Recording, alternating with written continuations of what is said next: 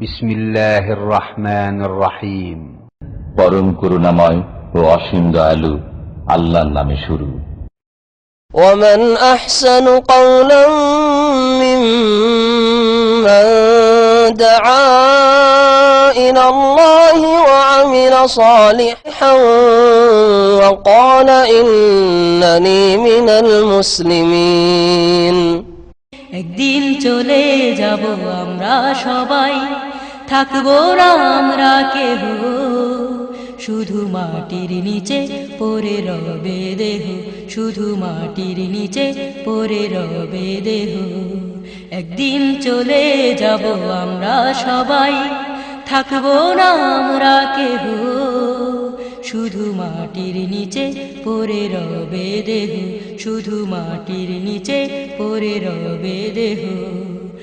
إن هذا القرآن يهدي للتي هي أقوم ويبشر المؤمنين الذين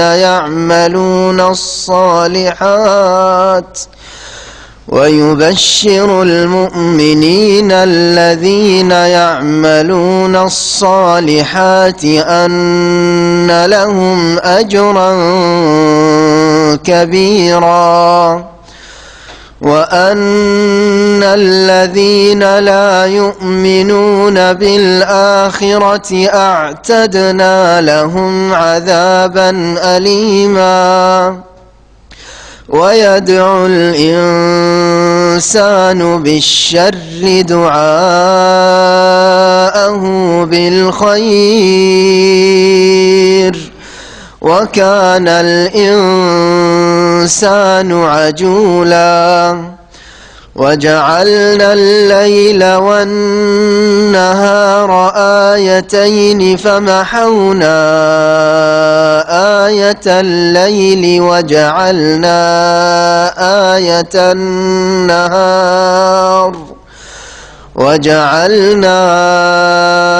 آية النهار مبصرة لتبتغوا فضلا من ربكم ولتعلموا عدد السنين والحساب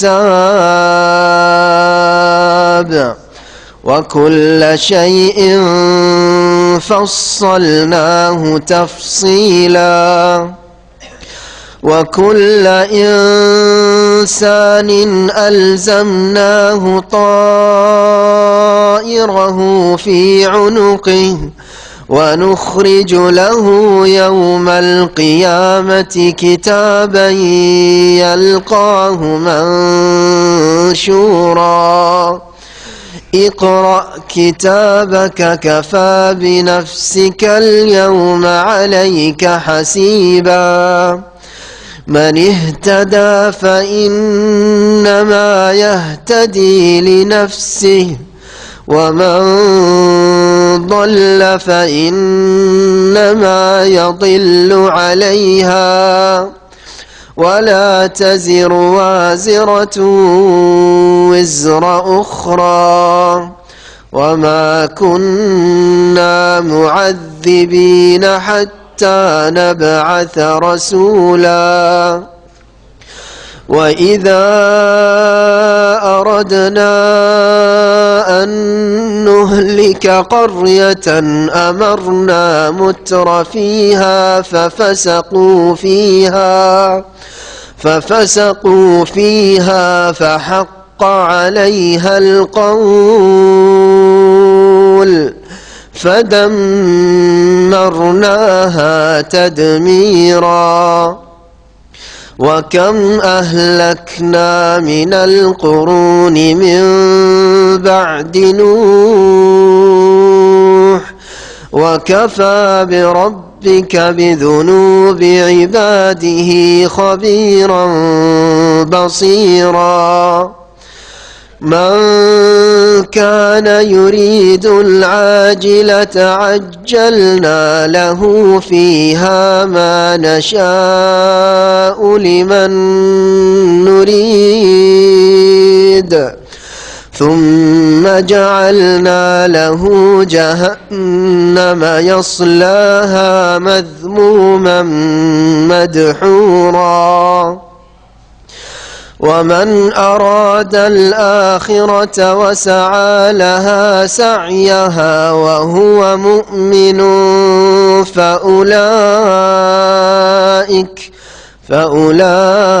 فأولئك كان سعيهم مشكورا كلا نمد هؤلاء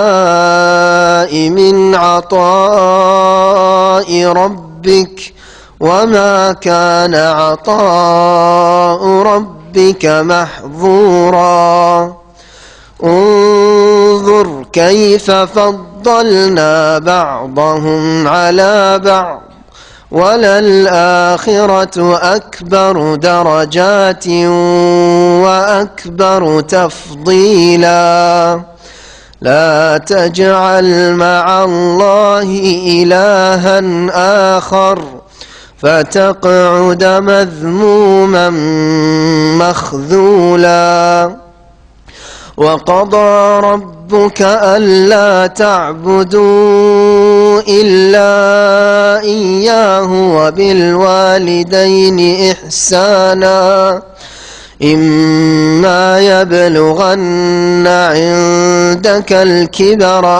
أحدهما أو كلاهما فلا تقل لهما أف ولا تنهرهما وقل لهما قولا كريما واخفض لهما جناح الذل من الرحمة وقل رب ارحمهما كما ربياني صغيرا ربكم أعلم بما في نفوسكم إن تكونوا صالحين فإنه كان للأوابين غفورا وآت ذا القربى حقه والمسكين وابن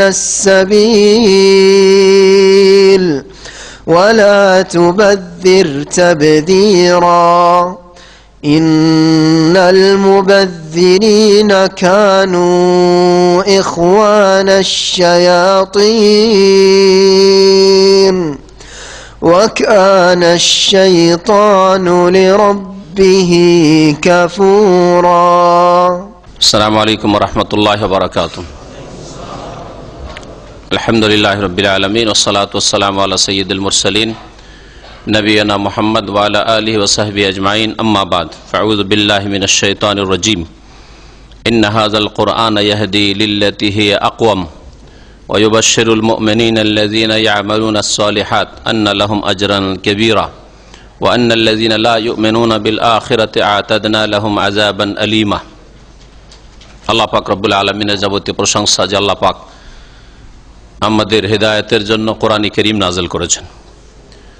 সে আল্লাহ পাকের যাবতীয় প্রশংসা যে আল্লাহ পাক রব্বুল আলামিন কোরআন কারীমে যারা বিশ্বাসী, যারা না দেখে বিশ্বাসের শর্ত পুরা করে, আল্লাহ পাকের আদেশ নিষেধে বিশ্বাসী, তাদের জন্য কোরআন কারীমকে শিফা সমস্ত রকমের মানসিক, শারীরিক আর তার আগে অন্তরের যত ব্যাধি হতে পারে, সংশয়ের ব্যাধি, শিরক কুফরির ব্যাধি, বিদাতের ব্যাধি, নাস্তিকতার ব্যাধি, হিংসা বিদ্বেষের ব্যাধি, কলহ বিবাদ, শত্রুতা ইত্যাদি সমস্ত যত রোগ রয়েছে অন্তরের, সমস্ত রোগের ব্যাধি যত রয়েছে, সমস্ত ব্যাধির আল্লাহ পাক শিফা বা আরোগ্যের উপায় বলেছেন এই কোরআন কারীমকে, এবং আমাদের এতে সার্বিক কল্যাণ রয়েছে। আর ওই সব লোকেরা যারা কোরআন কারীমে বিশ্বাসী নয়, তারা কোরআন কারীম নাজিল হওয়ার পরে আরো অধিক ক্ষতিগ্রস্ত হয়ে থাকে। সালাত এবং সালাম নাজিল হোক মুহাম্মদ রাসূলুল্লাহ সাল্লাল্লাহু আলাইহি সাল্লামের উপর, যিনি সবচেয়ে বেশি উপকৃত হয়েছেন আল কোরআন দিয়ে, এবং তার যত বেশি অনুসারী হবে, যত সুন্দর করে অনুসরণ করবে মানুষ, তত বেশি লাভবান হতে পারবে এই কোরআন কারীম থেকে। মহান আল্লাহ এই জন্য ইরশাদ করেছেন একটি আয়াতে, যা আমাদের তাফসিরে আসছে এরপরে, ওয়ানুনাজ্জিলু মিনাল কোরআনি মা হুয়া শিফা। আল্লাহ পাক কোরআন নাজিল করেছেন, তাতে শিফা রয়েছে, ওয়া রাহমা, এবং তাতে আল্লাহ পাকের রহমত রয়েছে। কোরআন কারীম মানব জাতির অকল্যাণ করে না, কোনো পশু পাখি প্রাণীর কোনো কিছুর অকল্যাণ করেনি। শিফা রয়েছে, তাতে আরোগ্য রয়েছে, তাতে রয়েছে রহমত, দয়া, করুণা। কার জন্য? লিল মুমিনিন, মুমিনদের জন্য। ওয়ালা ইয়াজিদু যালিমিনা ইল্লা খাসারা, কিন্তু যারা জালেম, আল্লাহকে বিশ্বাস করেন না, আল্লাহ পাকের দ্বীনে বিশ্বাসী না, আল্লাহ পাকের কিতাব বিধানে বিশ্বাসী নয়, যারা চোখের আড়ালে যা রয়েছে আর আল্লাহ বলেছেন, তার রাসূল বলেছেন, এসব কথায় বিশ্বাসী নয়, গায়েবে বিশ্বাসী নয়, তারা হচ্ছে জালেম। অথবা বিশ্বাস করে জন্মসূত্রে, গতানুগতিক আজকালকার মুসলিমরা, কিন্তু পালন করেন না, এরাও জালেম। যারা আল্লাহ পাকের হক নষ্ট করে, তার রাসূলের হক নষ্ট করে, তারাও জালেম। আর যারা মানুষের হক নষ্ট করে, তারাও জালেম। জালেমরা অধিক, ওয়ালা ইয়াজিদু যালিমিনা ইল্লা খাসারা, জালেমরা আরো বেশি ক্ষতিগ্রস্ত হয় কোরআনে কারীম নাযিল হওয়ার পর। কারণ জানতে পারলো, সুযোগ পেল সংশোধনের, দুনিয়া আখিরাতকে সুন্দর করার, তারপরও সুন্দর করা নসিব হইল না, সুতরাং অধিক ক্ষতিগ্রস্ত এরা। আল্লাহ পাক রব্বুল আলামিন এখানে কোরআনে কারীম যে আল্লাহ নাজিল করেছেন, এবং কোরআনে কারীম মানুষকে যে পথটি দেখায়, সবচাইতে সুন্দর পথ, সোজা পথ। আর কোরআনে কারীম মানুষের যেন সুসংবাদ নিয়ে এসছে, যারা কোরআনে কারীমের সংবাদে বিশ্বাসী তাদের জন্য। মহান আল্লাহ বলছেন, ইন্না হাযাল কোরআনা ইয়াহদি লিল্লাতী হিয়া আকওয়াম, নিশ্চয়ই এই কোরআনে কারীম ইয়াহদি, পথ নির্দেশ দেয়, দিক নির্দেশনা দেয়, রাস্তা দেখায়। লিল্লাতী মানে লিত্তরিকাতিল্লাতী, এই জন্য মুআন্নাস ইসম মৌসুল নিয়ে আসা হয়েছে। সেই পথ দেখায়, সেই পথ দেখায় হে আকওয়াম, যেই পথটি হচ্ছে অধিক সঠিক। কায়েম মানে সোজা, আর আকওয়াম মানে অধিক সোজা, সুষ্ঠু পথ। আর সোজা পথ, সরল পথ, সবচেয়ে বেশি সরল পথ দেখায় কোরআনে কারীম। এবং কোরআনে কারীমের আল্লাহ পাক সুরক্ষা, হেফাজতের দায়িত্ব নিয়েছেন। সুতরাং এই কোরআনে কারীম শুধু কিছু কালের জন্যই যে সঠিক পথ দেখাবে এমন কথা নয়, বরং যতদিন পর্যন্ত আল্লাহ পাকের এই জমিন কায়েম রয়েছে, কিয়ামত হওয়ার পূর্ব মুহূর্ত পর্যন্ত কোরআনে কারীম মানুষের জন্য সোজা সরল পথ দেখাবার যোগ্যতা রাখে। বাকি আগের কিতাবগুলি আল্লাহ পাক রব্বুল আলামিন নাযিল করেছেন সীমিত সময়ের জন্য, বিশেষ একটা পিরিয়ডের জন্য, যার ফলে ওই পিরিয়ডটাতে গিয়ে সেই কিতাবগুলি, তাওরাত, ইনজিল, জবুর, এগুলিকে সেই জাতির লোকেরা বিকৃত করে ফেলেছে। আল্লাহ পাক এই কিতাবগুলির সুরক্ষার, হেফাজতের দায়িত্ব নেননি, তাদের ওপর হেফাজতের দায়িত্ব ন্যস্ত করেছিলেন। বিমাস্তুহফিজু মিন কিতাবিল্লাহ, তাদের ওপর দায়িত্ব দেওয়া হয়েছে, তোমরা হেফাজত করো। এই হচ্ছে পার্থক্য কোরআনে কারীমে এবং তাওরাত, ইনজিল, জবুরে। আগের কিতাবগুলি আল্লাহ পাক রব্বুল নাযিল করে দিয়ে বলেছেন, তোমাদের আমানত দিলাম, এগুলির হেফাজত করা, সুরক্ষা করা তোমাদের দায়িত্ব। আর কোরআনে কারীম সম্পর্কে আল্লাহ বলছে, ইন্না নাহনু নাযালনা যিকরা ওয়া ইন্না লাহু লাহাফিজুন, নিশ্চয় আমি জিকির, উপদেশে আল কোরআন নাযিল করেছি, ওয়া ইন্না লাহু লাহাফিজুন, নিঃসন্দেহে আমি আল্লাহ এর হেফাজতকারী। সুতরাং কোরআনে কারীমের বিরুদ্ধে সারা দুনিয়ার সমস্ত মানুষ যদি লেগে যায়, কিছুই করতে পারবে না। ওয়া ইন্না লাহু লাহাফিজুন, কয়টা কোরআনে কারীমের কপি জ্বালিয়ে দিয়ে, অথবা কোরআনে কারীম অবমাননা করে, কোরআনে কারীমকে অস্বীকার করে কিছুই করতে পারবে না। ওয়া ইন্না লাহু লাহাফিজুন, কখনো তারা অর্থের বিকৃতি ঘটাতে পারবে না। সারা পৃথিবী থেকে কোরআনে কারীমের কপি যদি হারিয়ে দেওয়া হয়, আউট করে দেওয়া হয়, মানুষের অন্তর থেকে কোরআনে কারীম কখনো ছিনিয়ে নিতে পারবে না, যতক্ষণ পর্যন্ত আল্লাহ অন্তরে রাখবেন। ওয়া ইন্না লাহু লাহাফিজুন, এই কোরআনে কারীম সবচেয়ে বেশি সরল, সঠিক, সুষ্ঠু পথ দেখায় লিল্লাতী হিয়া আকওয়াম। ইসম তাফজিলের শেখা যারা আরবি গ্রামার বুঝেন। ওয়ায়ুবাশশিরুল মুমিনিন, আর যারা বিশ্বাসী মুমিন তাদেরকে সুসংবাদ দেয়। ওয়ায়ুবাশশিরুল মুমিনিন, আর মুমিনদেরকে বিশ্বাসীদেরকে কোরআনে কারীম সুসংবাদ দেয়। সুসংবাদ যাতে কোনো রকমের ক্ষয়ক্ষতি, রিস্ক, ঝুঁকি আর কোন রকমের তাতে এমন দিক যেটা অপ্রীতিকর এইরকম কিছু নেই। পৃথিবীতে এমন কোনো কিছুই পাবেন না কোরআনে কারীম এবং কোরআনে কারীমের বিধান ছাড়া দুনিয়ার ব্যক্তি হোক আর বস্তু হোক যাতে 100%ই কল্যাণ আর কল্যাণ ইতিবাচক রয়েছে এরকম পৃথিবীতে কিছু নেই। ব্যক্তি হোক অথবা বস্তু হোক। আপনার স্ত্রীর যদি দেখেন যে 70-80% ভালো, 20% ক্ষতির দিক আছে। ছেলে মেয়ে, হ্যাঁ, ইন্নামা আমওয়ালুকুম ওয়া আওলাদুকুম ফিতনা, যদি 100% ছেলে মেয়ে যদি কল্যাণ আর কল্যাণ হবে তাহলে ফিতনায় কেন আল্লাহ বলবেন? ধন সম্পদ যার লালসায় মরিয়া হয়ে ছুটেছে আজকালকার মানুষরা, নেতৃত্ব, হ্যাঁ, প্রত্যেকটি জিনিসে ক্ষতির দিক রয়েছে। মানাফে যদি লাভের দিক থেকে থাকে তাতে মাদার ক্ষতির দিক রয়েছে, মাফাসিদ তাতে অনিষ্ট বা ক্ষয়ক্ষতির দিক রয়েছে। পৃথিবীতে এমন কিছু নেই। আর আখেরাতে জান্নাতে 100% কল্যাণ আর কল্যাণ। যারা কোরআনে কারীম, যাতে দুনিয়াতে 100% কল্যাণ আর কল্যাণ রয়েছে, কোরআনী জীবন গড়বে, কোরআনে কারীমের বাস্তবায়ন করবে, কোরআনে কারীম মোতাবেক আমল করবে, তাদের জন্য 100% কল্যাণ আর কল্যাণ জান্নাতে রেখেছেন আল্লাহ পাক রব্বুল আলামিন। আর যারা কোরআনে কারীমকে অস্বীকার করবে তাদের জন্য 100% মন্দ আর মন্দ জাহান্নাম আল্লাহ তৈরি করে রেখেছেন। তাতে 100%, আধা শতাংশ, 100-র মধ্যে আধা, শুধু একও নয় বা সামান্য কিছু আরো ভাগ করে, তাতে কোনো কল্যাণ নেই। শাররুন মাহজুন, শুধু শার, অনিষ্ট আর অনিষ্ট। দুনিয়াতে এমন কিছু নেই খাদ্যবস্তু যে 100% তাতে ফায়দা রয়েছে, উপকারিতা রয়েছে, কোনোদিন প্রমাণ করতে পারবে না, তাই না? ভালো দিক যদি থাকে সামান্য ক্ষতির দিক রয়েছে, কিছু কম কিছু বেশি, কোনোটাতে কম কোনোটাতে বেশি ক্ষয়ক্ষতির দিক রয়েছে। তো এই সুসংবাদ, যাতে কোনো দুঃসংবাদ নেই, যাতে কোনো দুঃখের খবর নেই, কষ্টের সংবাদ নেই।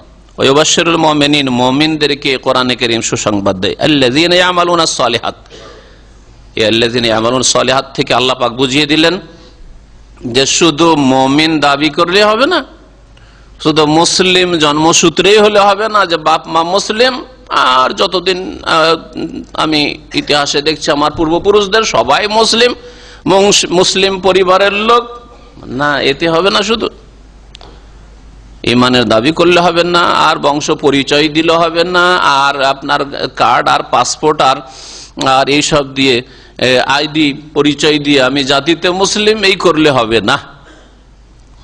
কি করতে হবে? আল্লাযীনা ইয়ামালুনাস সালিহাত, যারা ভালো কাজগুলি করে, সালিহাত ভালো কাজগুলি যারা করে, এইরকম মুমিন মুসলিম, তাদের জন্য কোরআনে কারীমে সুসংবাদ রয়েছে। জন্মসূত্রে মুসলিম, ভালো কাজগুলি করে না। সবচেয়ে ভালো কাজ হচ্ছে তাওহীদ, আর তাওহীদের দাবি হচ্ছে 5 ওয়াক্ত সালাত, যা আল্লাহ পাক ফরজ করেছেন জীবনে, বড় ফরজ তাওহীদের পরে। তারপরে যাকাত, সিয়াম, রোজা, হজ ইত্যাদি ইত্যাদি, হিজাব, আরো যেসব ফরজ রয়েছে করণীয়, যেমন আসছে এরপরে মাতা পিতার সাথে সদ্ব্যবহার আল্লাহ পাক ফরজ করেছেন। যতগুলি মানুষ জীবনে ফরজ রয়েছে, আবশ্যক রয়েছে, ফরজগুলি ছাড়া যেগুলি সুন্নত মুস্তাহাব করলে আপনার জন্য দুনিয়া আখিরাতে কল্যাণ রয়েছে, সেগুলি হচ্ছে সালিহাত, নফল অতিরিক্ত কিন্তু কাজগুলি ভালো। তাহাজ্জুদের সালাত, ইশরাক, বেশি বেশি উমরা করা, বেশি বেশি নফল হজ করা ইত্যাদি, বেশি বেশি দান খায়রাত করা, বেশি বেশি নফল সিয়াম রাখা, সালেহাত। যারা সালেহাত নেক কাজ করে, কমের পক্ষে ফরজ ওয়াজিব আদায় করে। আর সালেহাতের আরেকটা দিক হচ্ছে পাপ মুক্ত হওয়া। গুনাহগুলি হচ্ছে যেহেতু সাইয়্যাত, পাপ মুক্ত হওয়া হচ্ছে নেক হওয়া, নেক জীবন। যারা মুমিন হয়ে সৎকর্মশীল হয় তাদেরকে সুসংবাদ দেয় কোরআনে কারীম যে আন্না লাহুম আজরান কাবীরা, তাদের জন্য মহা পুরস্কার রয়েছে।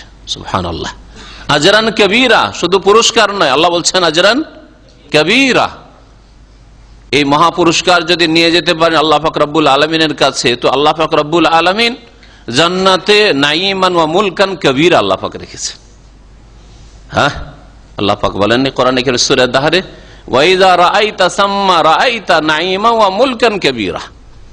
যখন জান্নাতে তুমি চারিদিকে দেখবে, রাআইতা নাঈমান, নিয়ামত আর নিয়ামত, নিয়ামত, নিয়ামতের শেষ নাই, আল্লাহর অনুগ্রহের শেষ নাই, ওয়া মুলকান কবীরা, বিশাল রাজত্ব, বিশাল রাজত্ব।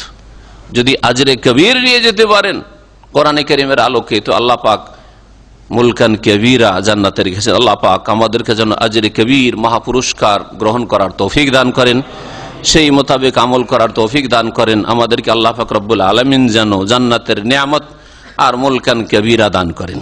পক্ষান্তরে আল্লাহ পাকের নীতিমালা, যেখানে আল্লাহ পাক সুসংবাদের কথা বলেছেন, দুঃসংবাদও পেশ করেছেন, যেখানে আল্লাহ মুমিনের কথা বলেছেন সেখানে কাফেরদের কথা বলেছেন, মুশরিকদের কথা বলেছেন, যেখানে সৎ লোকদের কথা বলেছেন পাশাপাশি অসৎ লোকদের কথা বলেছেন, যেখানে আল্লাহ পাক রব্বুল আলামিন নিয়ামতের কথা বলেছেন আল্লাহ পাকের দুনিয়া আখিরাতের, সেখানে আল্লাহ পাক তার আযাব শাস্তির কথা বলেছেন।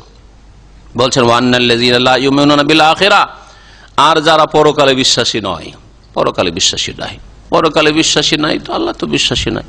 আল্লাহ পাককে যে বিশ্বাস করবে সে আল্লাহ পাকের কথাও বিশ্বাস করবে। এটা হতে পারে না যে আমি আল্লাহকে বিশ্বাস করি কিন্তু পরকালকে বিশ্বাস করি না। এটা আল্লাহকে কেমন করে বিশ্বাস করা হলো? আমি আমার বাপকে মানি, বাপের কথা শোনে না, এটা হইতে পারে? হইতেই পারে না। আমার মাকে মানি, শ্রদ্ধা করি, আর মায়ের কথা শোনে না, এটা হইতে পারে? ঠিক তেমনি রবকে বিশ্বাস করে আর রবের কথা, রব যা বলেছেন, আল্লাহ যা বলেছেন, সে আদেশ হোক আর নিষেধ হোক আর সংবাদ হোক, অতীতের হোক আর বর্তমানের হোক আর ভবিষ্যতের হোক, যা কিছু বলেছেন, চোখের আড়ালে হোক আর চোখের সামনেরই হোক, আল্লাহ পাক যা বলেছেন তা বিশ্বাস করি। আল্লাহ বলেছেন আখিরাতের কথা, মানুষের মতের সাথে আখিরাত পরকাল শুরু হয়। আল্লাহ পাক দুনিয়া এবং আখিরাত সৃষ্টি করেছেন। দুনিয়া আল্লাহ পাক কর্মজগৎ করেছেন, এইখানে হচ্ছে মাজরা, আপনার ফার্ম, আপনি কাজ করেন এখানে আখিরাতের জন্য। আর আখিরাত পরকাল হচ্ছে বদলার জগৎ, প্রতিদান জগৎ। আল্লাহ পাক বলছেন ওয়ান্নাল্লাযীনা লা ইউমিনুনা বিল আখিরা, যারা পরকালে বিশ্বাসী নয়, আতাদনা লাহুম আযাবান আলীমা, তাদের জন্য আমি প্রস্তুত করে রেখেছি আযাবান আলীমা, মর্মান্তিক শাস্তি। আলিম, আলম থেকে, আলম মানে বেদনাদায়ক, আলম মানে বেদনা, আর আলিম মানে হচ্ছে বেদনাদায়ক শাস্তি, যন্ত্রণাদায়ক শাস্তি আল্লাহ পাক রব্বুল আলামিন তৈরি করে রেখেছেন। এর থেকে স্পষ্ট হয় যে আল্লাহ পাক রব্বুল আলামিন জাহান্নাম তৈরি করে রেখেছেন। জাহান্নাম হচ্ছে আযাবে আলীম তৈরি করে রেখেছেন আল্লাহ পাক রব্বুল আলামিন। জাহান্নামের যতগুলি আযাবের ধরন আর প্রকরণ রয়েছে আল্লাহ পাক সবগুলিকে প্রস্তুত করে রেখেছেন। মহান আল্লাহ তারপরে মানুষ যে অধৈর্য আর মানুষ যে শীঘ্রতা প্রিয়, এটা হচ্ছে মানুষের স্বভাব, জন্মগত স্বভাব। এই মর্মে আল্লাহ পাক ইরশাদ করেছেন ওয়ায়াদুল ইনসানু বিশশাররি দুআহু বিল খাইর, মানুষ কল্যাণ কামনা করে থাকে। বলছেন ওয়ায়াদুল ইনসানু বিশশার, মানুষ অকল্যাণ, অমঙ্গল, অনিষ্ট কামনা করে থাকে। শার দুআহু বিল খাইর, যেমন সে আহ্বান করে থাকে, যেমন সে তলব করে থাকে, যেমন সে ডেকে থাকে বিল খাইর, কল্যাণকে। মানুষের স্বভাব হচ্ছে যে মানুষ একটুতে অধৈর্য হয়ে যায়, আর যার ফলে যেমন সে ভালো চায় তেমনি মন্দও চেয়ে ফেলে, ভালো যেমন চায় মন্দও চেয়ে ফেলে। এটা হচ্ছে একটা তাফসীর। দুআহু বিল খাইর মানে সে যেমন ভালো চায়, প্রত্যেক মানুষ ভালো চায়, কিন্তু ভালো চাইতে চাইতে যখন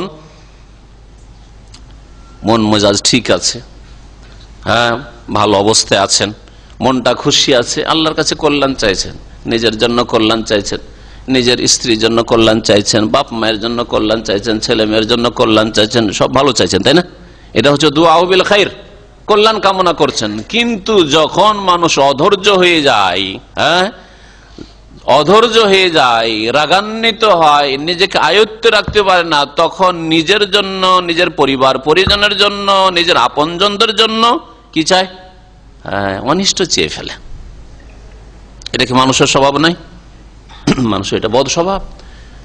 একটু যদি কেউ কষ্ট দেয়, ওর ছেলে মরে যাক, অথচ কখনো সে যদি ধৈর্য ধারণকারী হতো, বা যদি সে নিজের ক্রোধকে যদি আয়ত্ত করে রাখতো তাহলে কখনো করতো না। এই রাগটা ঠান্ডা হয়ে যাওয়ার পরে সে নিজে আক্ষেপ করে যে আমি কি করলাম। তিনটা মানুষের খারাপ স্বভাব, খারাপ স্বভাবগুলি কমানোর ক্ষমতা মানুষের মধ্যে রয়েছে। এটা হচ্ছে মানুষের প্রকৃতি, কিন্তু এই প্রকৃতিতে যে বদ স্বভাবগুলি রয়েছে সেগুলি মানুষ নিজেকে তরবিয়ত দিয়ে, প্রশিক্ষণ দিয়ে নিজেকে কন্ট্রোল করতে পারে। আর ভালো যে স্বভাবগুলি রয়েছে সেগুলি যে জন্মগত রয়েছে সেগুলিকে বৃদ্ধি করতে পারেন আপনি প্রশিক্ষণ নিয়ে, তরবিয়ত নিয়ে। এটা আমরা প্রত্যেকে অনুভব করছি। আপনি নিজেকে ভালো তরবিয়ত দেন, আমি ভাষা খারাপ করব না, আমার রাগ, আমার জন্ম সূত্রে আমার রাগটা বেশি, কিন্তু রাগটা যথাসাধ্য আমি কন্ট্রোল করার চেষ্টা করব। এইভাবে যদি আপনি বদ্ধপরিকর হয়ে যান, আপনি প্রতিজ্ঞা করেন যে আমি এইরকম করব, তারপরে আমি অধৈর্য খুব বেশি, ধৈর্য ধরতে পারি না, আমি একটু যদি খারাপ লাগে আমাকে আমার স্ত্রীর চালচলন, তাহলে আমি কত কি খারাপ বলে দিই, হ্যাঁ, অভিশাপ দিয়ে দিই। বিশেষ করে মহিলাদের আরো এরা অধৈর্য, এরা বাচ্চাদের ছেলে মেয়েরা একটু খারাপ করলে ঠিক হয়েছে যদি একটু বাচ্চাটা আছাড় খেয়ে নিয়েছে, ঠিক হয়েছে, তুই মরিসনি কেন, তুই বেঁচে এসছিস, তুই এবার বেঁচে এসছিস, ফিরে এসছিস। তুই গিয়েছিল সাঁতার কাটতে, পুকুরে গোসল করতে গিয়ে ডুবছিল, হ্যাঁ ডুবছিল, ও তো চায় না যে ডুবে যাক, কিন্তু ফিরে যখন কোন রকম করে বাচ্চাটা বেঁচে এসছে, আল্লাহ পাক কারো মাধ্যমে রক্ষা করেছে, তুই এবার ফিরে এসছিস, হ্যাঁ, কথা শুনে না, বেয়াদব। অথবা গাড়ি নিয়ে চলে গেছে, বিনা আদেশে গাড়ি নিয়ে চলে গেছে, গাড়ি চালাতে অ্যাক্সিডেন্ট করেছে, আর কোন রকম আল্লাহ বাঁচিয়েছে, তুই ঘুরে এসছিস, তুই যদি ঘুরে ফিরে না আসতি মরে যাতি ভালো ছিল। আসলে অন্তর থেকে চাই, কিন্তু রাগে নিজেকে আয়ত্ত করতে পারে না, তখন এইরকম কথা বলে থাকে। এটা হচ্ছে মানুষের স্বভাব। ওয়াদউল ইনসানু বিশাররি দুআহু বিল খাইর। মানুষ কামনা করে বিশার, অনিষ্ট। দুআহু বিল খাইর মানে কাদুআইহি বিল খাইর। দুআহু এখানে হারফে জার হযফ করে দেওয়া হয়েছে, কাফ ছিল, হারফে জার যদি হযফ করে দেওয়া হয় তো আরবি গ্রামার আছে, তখন সেই যেটা মজরুর হতো সেটাকে ফাতা দিয়ে দেওয়া হয়, মানসুবুন বিনাজিল খাফিল। তো দুআহু বিল খাইর, যেমন সে কামনা করে থাকে কল্যাণ, যেমন সে কল্যাণ কামনা করে থাকে, কল্যাণ কামনা যেমন করে, ঠিক তেমনি যখন নিজেকে আয়ত্ত রাখতে পারে না তখন অনিষ্ট চেয়ে থাকে। তারপর অনেক সময় লোভ সামলাতে পারে না, যার ফলে এমন কিছু আল্লাহর কাছে তলব করে যেটা তার জন্য অকল্যাণকর। লোভ আপনার পয়সার, খুব লোভ নেতৃত্বের, গদির, কিন্তু আল্লাহ পাক ভালো জানছে আপনার জন্য গদি ধ্বংসাত্মক, আপনার জন্য ধন সম্পদ ধ্বংসাত্মক, ফিতনা, বড় ফিতনা। লোভ সামলাতে পারে না, একটা মেয়ের জন্য পাগল হচ্ছে, ওকেই বিয়ে করবে। কোন মেয়ে লোভ সামলাতে পারে না, ও ঝুঁকে গেছে, প্রেম হয়ে গেছে, ওই ছেলেকে বিয়ে করবে। অনিষ্ট কামনা করছে, সে অনিষ্ট কামনা করছে। আসলে যেমন তার অন্তর কল্যাণ চাই, ঠিক তেমনি মানুষ তাদের চালচলন দিয়ে অথবা তারা নিজেকে আয়ত্তে না রাখতে পারলে কি করে, অনিষ্ট কামনা করে থাকে। যদি জানতো গায়েবের কথা, অদৃশ্যের কথা, যে আমার জন্য এই নেতৃত্ব ধ্বংসাত্মক হবে, আমার জন্য এই পয়সা সর্বনাশ হবে, আমার জন্য এই ছেলে মেয়ে চাই, কিন্তু ছেলে মেয়ে অনেক সময় আল্লাহ পাক নিয়ে নিলেন, আল্লাহ দিয়েছিলেন তারপরে ছেলে নিয়ে নিলেন, আল্লাহ মেয়ে দিয়েছেন নিয়ে নিলেন। আর কি অধৈর্য, আল্লাহকে গালি দেওয়া, আল্লাহ এত বড় অবিচার করলো, আউযুবিল্লাহ, এরকম কুফরি কথা আমাদের সমাজের লোকেরা বলে। ও জাহেল মূর্খ, জানে না যে এই ছেলেটা থাকলে, মেয়েটা থাকলে তুমি সমাজে মুখ দেখাইতে পারতে না। তোমার ছেলে হয়তো বড় ডাকাত হতো, কুখ্যাত, আর মেয়ে হয়তো এমন খারাপ কিছু করতো যাতে তুমি সমাজে সুবহানাল্লাহ তোমার কোনো মান মর্যাদায় থাকতো না। তা আল্লাহ তোমার জন্য কল্যাণ করেছে। হ্যাঁ, খিজির আলাইহিস সালামের আর মুসা আলাইহিস সালামের ঘটনায় এই শিক্ষা দেওয়া হয়নি, ছেলেটাকে হত্যা করে দিয়ে? হ্যাঁ, জি হ্যাঁ। তো মানুষ অনেক সময় অনিষ্ট কামনা করে দূরদর্শিতা না থাকার কারণে, বা চোখের আড়ালে, পর্দার আড়ালে যা আছে তা না জানার। ওয়াদউল ইনসানু বিশাররি দুআহু বিল খাইর, মানুষ কামনা করে অনিষ্ট, দুআহু বিল খাইর, যেমন সে কামনা করে, এই মানব জাতি কামনা করে কল্যাণ, এইরকম। ওয়া কানাল ইনসানু আজুলা, আর মানুষ হচ্ছে শীঘ্রতা প্রিয়, মানুষ হচ্ছে দ্রুততা প্রিয়, মানুষ তাড়াহুড়াকারী, মানুষের মধ্যে তাড়াহুড়াটা আছে। তাড়াহুড়া দেখেন, আজকে যে কোনো দেশে, বিশেষ করে যেসব উন্নত দেশ, 120-এর বেশি পৃথিবীতে কোথাও অনুমতি নেই। হ্যাঁ, আর মানে 120-এর বেশি অনুমতি নেই। এটা হচ্ছে সাধারণ আর কি, যে ব্যতিক্রম সেটা আলাদা কথা। 120 আপনি চালাতে পারেন, তাই না, স্পিড। তো 120 ঘন্টায় 120 কিলোমিটার আপনি যান না, 140, 50, 60 চালাতে গিয়ে তাড়াতাড়ি পৌঁছিব, হাজুলা তাড়াতাড়ি পৌঁছিব। তাড়াতাড়ি কোথায় পৌঁছিবেন? আপনি আখেরাতে পৌঁছে গেলেন, কবরে পৌঁছে গেলেন। হচ্ছে কি হচ্ছে না বলেন দেখি? তাড়াতাড়ি পৌঁছিব, কতটা পার্থক্য হবে? একজন 100 কিলোমিটার 120 কিলোমিটার চালাচ্ছে, আর আপনি 140, 50, 60 চালাচ্ছেন। এই তো খুব পার্থক্য হলে আপনি না হয় 5 থেকে 10 মিনিট আগে পৌঁছে গেলেন, যদি পৌঁছিতে পারেন। আর যখন অ্যাক্সিডেন্ট হয়ে যাচ্ছে 1 ঘন্টা নয়, 2 ঘন্টা, 3 ঘন্টা চলে যাচ্ছে, ট্রাফিক পুলিশ আসছে না, হয় নাকি? হয় না? তখন ওই লোকগুলোকে দেখে, ওরা যদি ওই চরিত্রের হয়, তো দেখে মনে হয় এখন কি করে 2 ঘন্টা 4 ঘন্টা রোদরে দাঁড়িয়ে আছো, মজা লাগছে। অথচ 5টা মিনিট একটু দেরি হইতো তুমি যদি স্পিডটা কন্ট্রোল করে চালাতে। ওয়াকানাল ইনসানু আজুলা। প্রত্যেকটি ক্ষেত্রে ওয়াকান ইনসান আজুলার বাস্তবায়ন আপনি দেখতে পাবেন, যে মানুষ যে তাড়াহুড়াকারী, এটাই হচ্ছে তার ফিতরত। আর মানুষ তরবিয়ত নিতে চায় না, কোরআন এবং হাদিসের প্রশিক্ষণ নিতে চায় না, যার ফলে এই রকমের অবস্থায় থেকে যায়, আর নিজেরও ক্ষতি করে আর নিজের আপনজনদেরও ক্ষতি করে। তালাকের বিষয়টা নেন, ভারত বাংলাদেশ উপমহাদেশের প্রেক্ষাপটে তালাক দিতে গিয়ে আল্লাহ বলছেন একটা একটা করে দাও, বলছেন না একটা না 3 তালাক। বিশেষ করে বিদাতি মহলে 1 তালাকের ধারণাই নেই, একটা তালাক আবার দেওয়াই, আরে ওকে রাখবো না, আবার 1 তালাক কিসের, একসাথে 3। আল্লাহ বলছেন একটা করে দাও। তালাক ও মাররাতান, 2 বারে দিবে। প্রথম এই 2 বার ফিরাইতে পারে, এই জন্য 2 বার। আল্লাহ মাররাতান কেন বললেন? হ্যাঁ, মাররাতান এই জন্য যে 2 বারে দাও, একবার একটা দাও, 3 মাস ছেড়ে দাও। 3 মাস চিন্তা করো, সেও চিন্তা করো, তোমার স্ত্রী হচ্ছে না, তুমিও চিন্তা করো, না এক্ষুনি আমি 3টে দেবো। আর 3-এর বেশি তালাকের প্রয়োজন নাই। তারপরে জাহেল মূর্খ 100 তালাক দেয়, ঘর বাড়ি ভর্তি করে তালাক দেয়। এটা আজকালকার জাহেল না, আরো ওই উমর রাদিয়াল্লাহু তাআলা আমিরুল মুমিনের জামানায় এরকম তালাক দিত। হ্যাঁ, লাখ লাখ তালাক, 100,000 তালাক, এইরকম করে তালাক দিত। যখন এইরকমই তালাক দিত, তখন উমর রাদিয়াল্লাহু তাআলা বললেন যে বিহাতব গুলোকে শাস্তি দেওয়ার দরকার।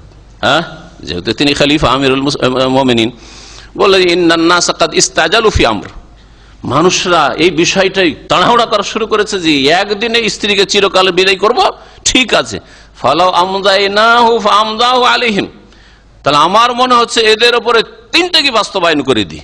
সুতরাং তিনি বলে ঠিক আজকে থেকে যে 3 তালাক দিবে, 3 তো 3, আর ওই বিবি ঘুরিয়ে পাবে না, তুমি কখনো ফিরে আসবে তোমার কাছে। কিন্তু তার জামানাতে এইটা ছিল না যে আবার হিল্লার একটা চোরা জেনার রাস্তা আছে। হ্যাঁ, ওইটা ছিল না, এটা বিদাতিরা আবিষ্কার করেছে। আরে সেটাই যদি হয় তোমাদের মত যে 3 তালাক, ওমর রাদিয়াল্লাহু তাআলার জামানার ওই ফতোয়া নিলাম আর সেটাই কিয়ামত পর্যন্ত চালালাম। হ্যাঁ, নবী সাল্লাল্লাহু আলাইহি ওয়াসাল্লামের জামানায় কি ছিল সেটা দেখলাম না, সহিহ মুসলিমের হাদিস। আবু বকর রাদিয়াল্লাহু তাআলার খেলাফতে কি ছিল তাও দেখলাম না, ওখান থেকে শুরু করলাম, ওমর রাদিয়াল্লাহু জামানা থেকে শুরু করলাম। শুরু করলে তো ঠিক আছে, শুরু করো, কিন্তু আবার হিল্লা দিয়ে আবার বিকে কেন হালাল করছো এই জেনা করিয়ে? হ্যাঁ, ভাড়াটা পাঠা দিয়ে, এ তো ইসলামে জায়েজ নাই। এটা তো আর উমারের যুগে ছিল না, ছিল এই হিল্লার হালাল্লা, এই তো আর উমারের যুগে ছিল না। এটা তোমরা কি করে আবিষ্কার করলে? ফতোয়া নেবে ওমরের, আর ওমর রাদিয়াল্লাহু তাআলা এই জন্য করলেন যে বেশি বেশি এরকম করে তালাক দিবে, একসাথে 3টা আর 100টা আর 1000টা তালাক দিবে একসাথে। 3 তালাক তো 3 তালাক। তার এটা হ্যাঁ খেলাফতে রাজনৈতিক তার সেটা পানিশমেন্ট ছিল। হ্যাঁ, এটাকে বলা হয় তাজিরি ফতোয়া ছিল। কিন্তু সেটা যদি নাও মানে যে এর উপরে একমত হয়েছে, ধরে নিলাম ঠিক আছে তোমাদেরটা ঠিক, তো হিল্লার বিয়ে কোথায় ফেললে?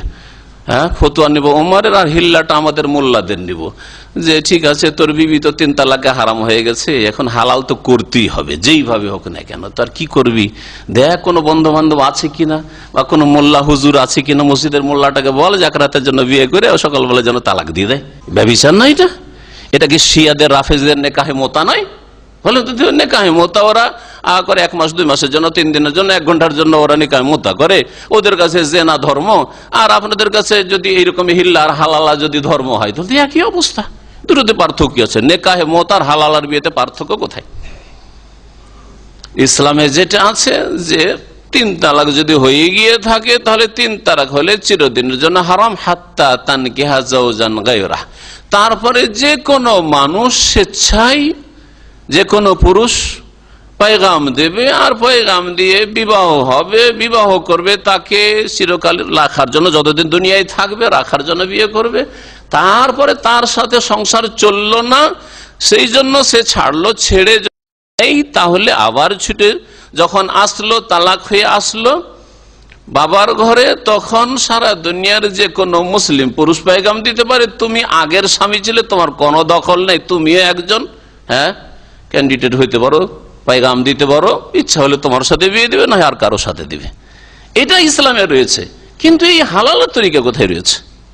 বুঝছেন তো? এই তাড়াহুড়া, ওয়াকানাল ইনসান আজুলা, তাড়াহুড়া করার কারণে আজকে হালাল আর হিল্লার এই নাজাইজ আর নোংরা বিবাহের প্রচলন ঘটেছে বিদাতি সমাজে।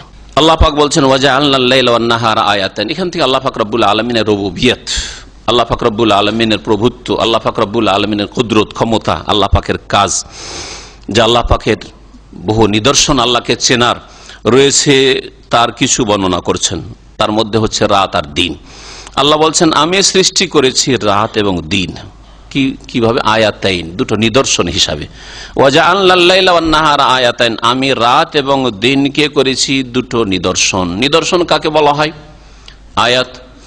আয়াত যদি আল্লাহ পাকের সৃষ্টিগত হয় তাহলে আয়াতে কৌনিয়া, মানে তা দিয়ে আল্লাহ পাক রব্বুল আলামিনের অস্তিত্ব সম্পর্কে জ্ঞান লাভ করা, আল্লাহ পাকের ওয়াহাদানিয়াত, একত্ব সম্পর্কে জ্ঞান লাভ করা, আল্লাহ পাকের কুদরতে বা আল্লাহ পাকের যেসব রুবুবিয়তের কাজ রয়েছে সেগুলি সম্পর্কে জ্ঞান অর্জন করা। রাত দেখে আপনি চিনবেন যে রাতের সৃষ্টিকর্তা অবশ্যই একজন আছেন। দিন দেখে আপনি দিনের সূর্য দেখবেন, দিনের কখনো মেঘলা আকাশ, কখনো রোদের প্রখরতা, কখনো শীতকাল, কখনো গ্রীষ্মকাল, রাত দিনের আবর্তন দেখে এসবের একজন কেউ তৈরি করেনেওয়ালা আছেন, তিনি হচ্ছেন আল্লাহ, তিনি হচ্ছেন আল্লাহ। এটা হচ্ছে নিদর্শন আয়াতে কৌনিয়া। আর কোরআনে কারীমের আয়াত হচ্ছে আয়াতে শারঈয়া। কোরআনের আয়াত পড়ে অর্থ বুঝে আল্লাহ পাকের অস্তিত্ব সম্পর্কে, আল্লাহ পাকের একত্ব সম্পর্কে, আল্লাহ পাকের সম্পর্কে যা জানা ফরজ বান্দার উপর, সে সম্পর্কে জানতে পারবেন। তাহলে 2 আয়াত দিয়ে আল্লাহকে জানা যায়। আল্লাহ পাকের সৃষ্টিগত আয়াত মানুষের শরীরে বহু রয়েছে। এজন্য আল্লাহ পাক বলেছেন অফি আনফুসিকুম আফালা তুবসিরুন সানুরিকুম আয়াতিনা ফিল আফাকে ওয়াফি আনফুসিহিম, তোমাদেরকে নিদর্শন দেখাবো। প্রথম আয়াতে বলছেন অফি আনফুসিকুম, আল্লাহ পাক রব্বুল আলামিন তোমাদের ভিতরে আল্লাহ পাককে খুঁজে পাবে। মানে এর মানে এই না যে হলুলি আকীদা, হেল্লাজি আকীদা এখান থেকে নিচ্ছে ওরা, জানেন? ওয়াফি আনফুস, আল্লাহ তোমাদের মধ্যে রয়েছে। তো শুধু হুসেন মানসুর হাল্লাজের মধ্যে কেন হবে? তাহলে সবারই মধ্যে রয়েছে। আর তারপরে শুধু মুসলিমের মধ্যে কেন হবে? হিন্দুর মধ্যে আল্লাহ আছে, তাই না? এইখান থেকে সর্বত্র বিরাজমান, সবকিছুতে বিরাজমানের কুফরি নিলা, বুঝলেন? ওয়াফি আনফুস মানে তোমাদের অঙ্গ প্রত্যঙ্গ, তোমাদের ভিতরে বাইরে যা আছে এগুলি দেখলে উপলব্ধি করবে যেগুলি এমনিতে প্রাকৃতিক তৈরি হয়ে যায়নি। যারা নাস্তিক, প্রাকৃতিক দুর্যোগ, প্রাকৃতিক বালা মুসিবত প্রাকৃতিক, বন্যা আসলো প্রাকৃতিক, নদী শুকালো প্রাকৃতিক, নদী ভরে গেল প্রাকৃতিক, খরা হচ্ছে প্রাকৃতিক, সব প্রাকৃতিক। আমাদের কাছে প্রাকৃতিক না, এগুলি আল্লাহ পাকের আদেশ নিষেধ। আল্লাহ যখন যেমন আদেশ করছেন, কোন বলছেন তেমন হচ্ছে। এগুলি সৃষ্টিকর্তা রয়েছেন। তো আল্লাহ পাক রব্বুল আলামিন বহু নিদর্শন তৈরি করে রেখেছেন। যে আয়াতটি শেষে পড়লাম তাতে আল্লাহ বলছেন সানুরিহিম আয়াতিনা, মানব জাতিকে আমি আমার নিদর্শন দেখাবো, যা দেখে আমাকে চিনতে পারবে। ফিল আফাক, দিগন্তে, চারিদিকে তাকান, পৃথিবী তাকান, বিভিন্ন দেশের দিকে তাকান, বিভিন্ন দেশের দৃশ্য, মাটির রং আর সেখানকার অবস্থা, সেখানকার জিওগ্রাফিক্যাল অবস্থা, বিভিন্ন যে অবস্থা রয়েছে সবগুলি মিলিয়ে আপনি তাকান, যতটা যার জ্ঞান রয়েছে। যাদের জ্ঞান একেবারে সীমিত ছিল, বেদুইন, ওরা কি বুঝে? আফালা ইয়ানজুরুনা ইলাল ইবলি কাইফা খুলিকাত, এবেল রাত দিন উট দেখছে, উট আল্লাহ দেখে আল্লাহকে চিনতে বলেছেন। ওয়াইলাস সামাই কাইফা রুফাত, আকাশ দেখো, আকাশ সবাই দেখতে পাচ্ছে, একটা মূর্খ লোক আকাশ দেখতে পাচ্ছে, অশিক্ষিত আকাশ দেখতে পাচ্ছে। ওয়াইলাল জিবালে কাইফা, আরব দেশে পাহাড় খুব বেশি হয়েছে, পাহাড় দেখো, আল্লাহকে চিনতে পারবে। ওয়াইলাল আরদে কাইফা সতিহাত, আর তোমার পায়ের তলায় জমিন রয়েছে, দেখো কাইফাস কেমন ভাবে তোমাদের জন্য বসবাসযোগ্য আল্লাহ বিছানার মতো করে দিয়েছেন। এই দেখে আল্লাহকে চেনো। এমনিতে খেল তামাশার জন্য এগুলি কথা আল্লাহ বলেন। এসব দেখে আল্লাহকে চেনো, রাত দিন দেখে আল্লাহ পাককে চেনো। আপনি সমুদ্র বিচে যাচ্ছেন, আর কখনো জোয়ার কখনো ভাটা দেখে কিছুই নসিহত নিলেন না, তো তামাশা দেখতে যাচ্ছেন আপনি। এক দেশ থেকে আর এক দেশে গেলেন, সুবহানাল্লাহ, সমুদ্রের মাঝখানে 1 কিলোমিটার, আধা কিলোমিটারও নয়, এইরকম দ্বীপ, আর পানি কখনো চড়ে না। 25-50 বছর, 100 বছর, 1000 বছর ধরে ওখানে জনবস্তি রয়েছে, লোক বসবাস করছে, কিছু শিখার নাই, কে ধরে রয়েছে? আল্লাহ পাক রব্বুল আলামিন বলছেন যে ওয়াজআলনা আল-লাইলা ওয়ান-নাহারা আয়াতান, আমি রাত দিনকে দুটো নিদর্শন রূপে সৃষ্টি করেছি। ফামাহাওনা আয়াতাল লাইল, আমি আলোকহীন করে দিই রাতের নিদর্শনকে। রাতের যখন নিদর্শন মানুষের সামনে আসে তখন সেটাকে আলোকহীন করে দেন, অন্ধকার ছেয়ে যায় পৃথিবীতে, যেন মনে হচ্ছে যে আলো ছিল, আলোর উপর একটা চাদর, রাতের অন্ধকারের চাদর বিছিয়ে দেওয়া হলো। যারা বালাগাত ভাষার পণ্ডিত এটাকে বলেছেন যে আল্লাহ পাক রব্বুল আলামিন যেন একটা চাদর বিছিয়ে দিলেন, অন্ধকার করে দিলেন। সুবহানাল্লাহ, অন্ধকার তাড়া করে আসছে, এরোপ্লেনে দ্রুত বেগে আপনি যাচ্ছেন, আর তারপরে আপনাকে পেছনে ফেলে দিয়ে রাত অন্ধকার করে চলে গেল। হচ্ছে না? সুবহানাল্লাহ, আল্লাহ পাকের নিদর্শন। আল্লাহ বলছেন আমি রাতের নিদর্শনকে কি করেছি? আলোকহীন। মাহা ইয়ামহু মানে মুছে দেওয়া। তো আল্লাহ আলোকে মুছে দিয়েছেন, মানে আল্লাহ পাক রব্বুল আলোকহীন করেছেন। ওয়াজআলনা আয়াতান নাহারে মুবসিরা, আর দিনের নিদর্শনকে আমি আলোকময় করেছি। আবসারা ইবসিরা থেকে ইসিম ফাইলের ওয়াহিদ মুন্নাস এসে গেছে মুবসিরা, মানে যাতে দেখা যেতে পারে।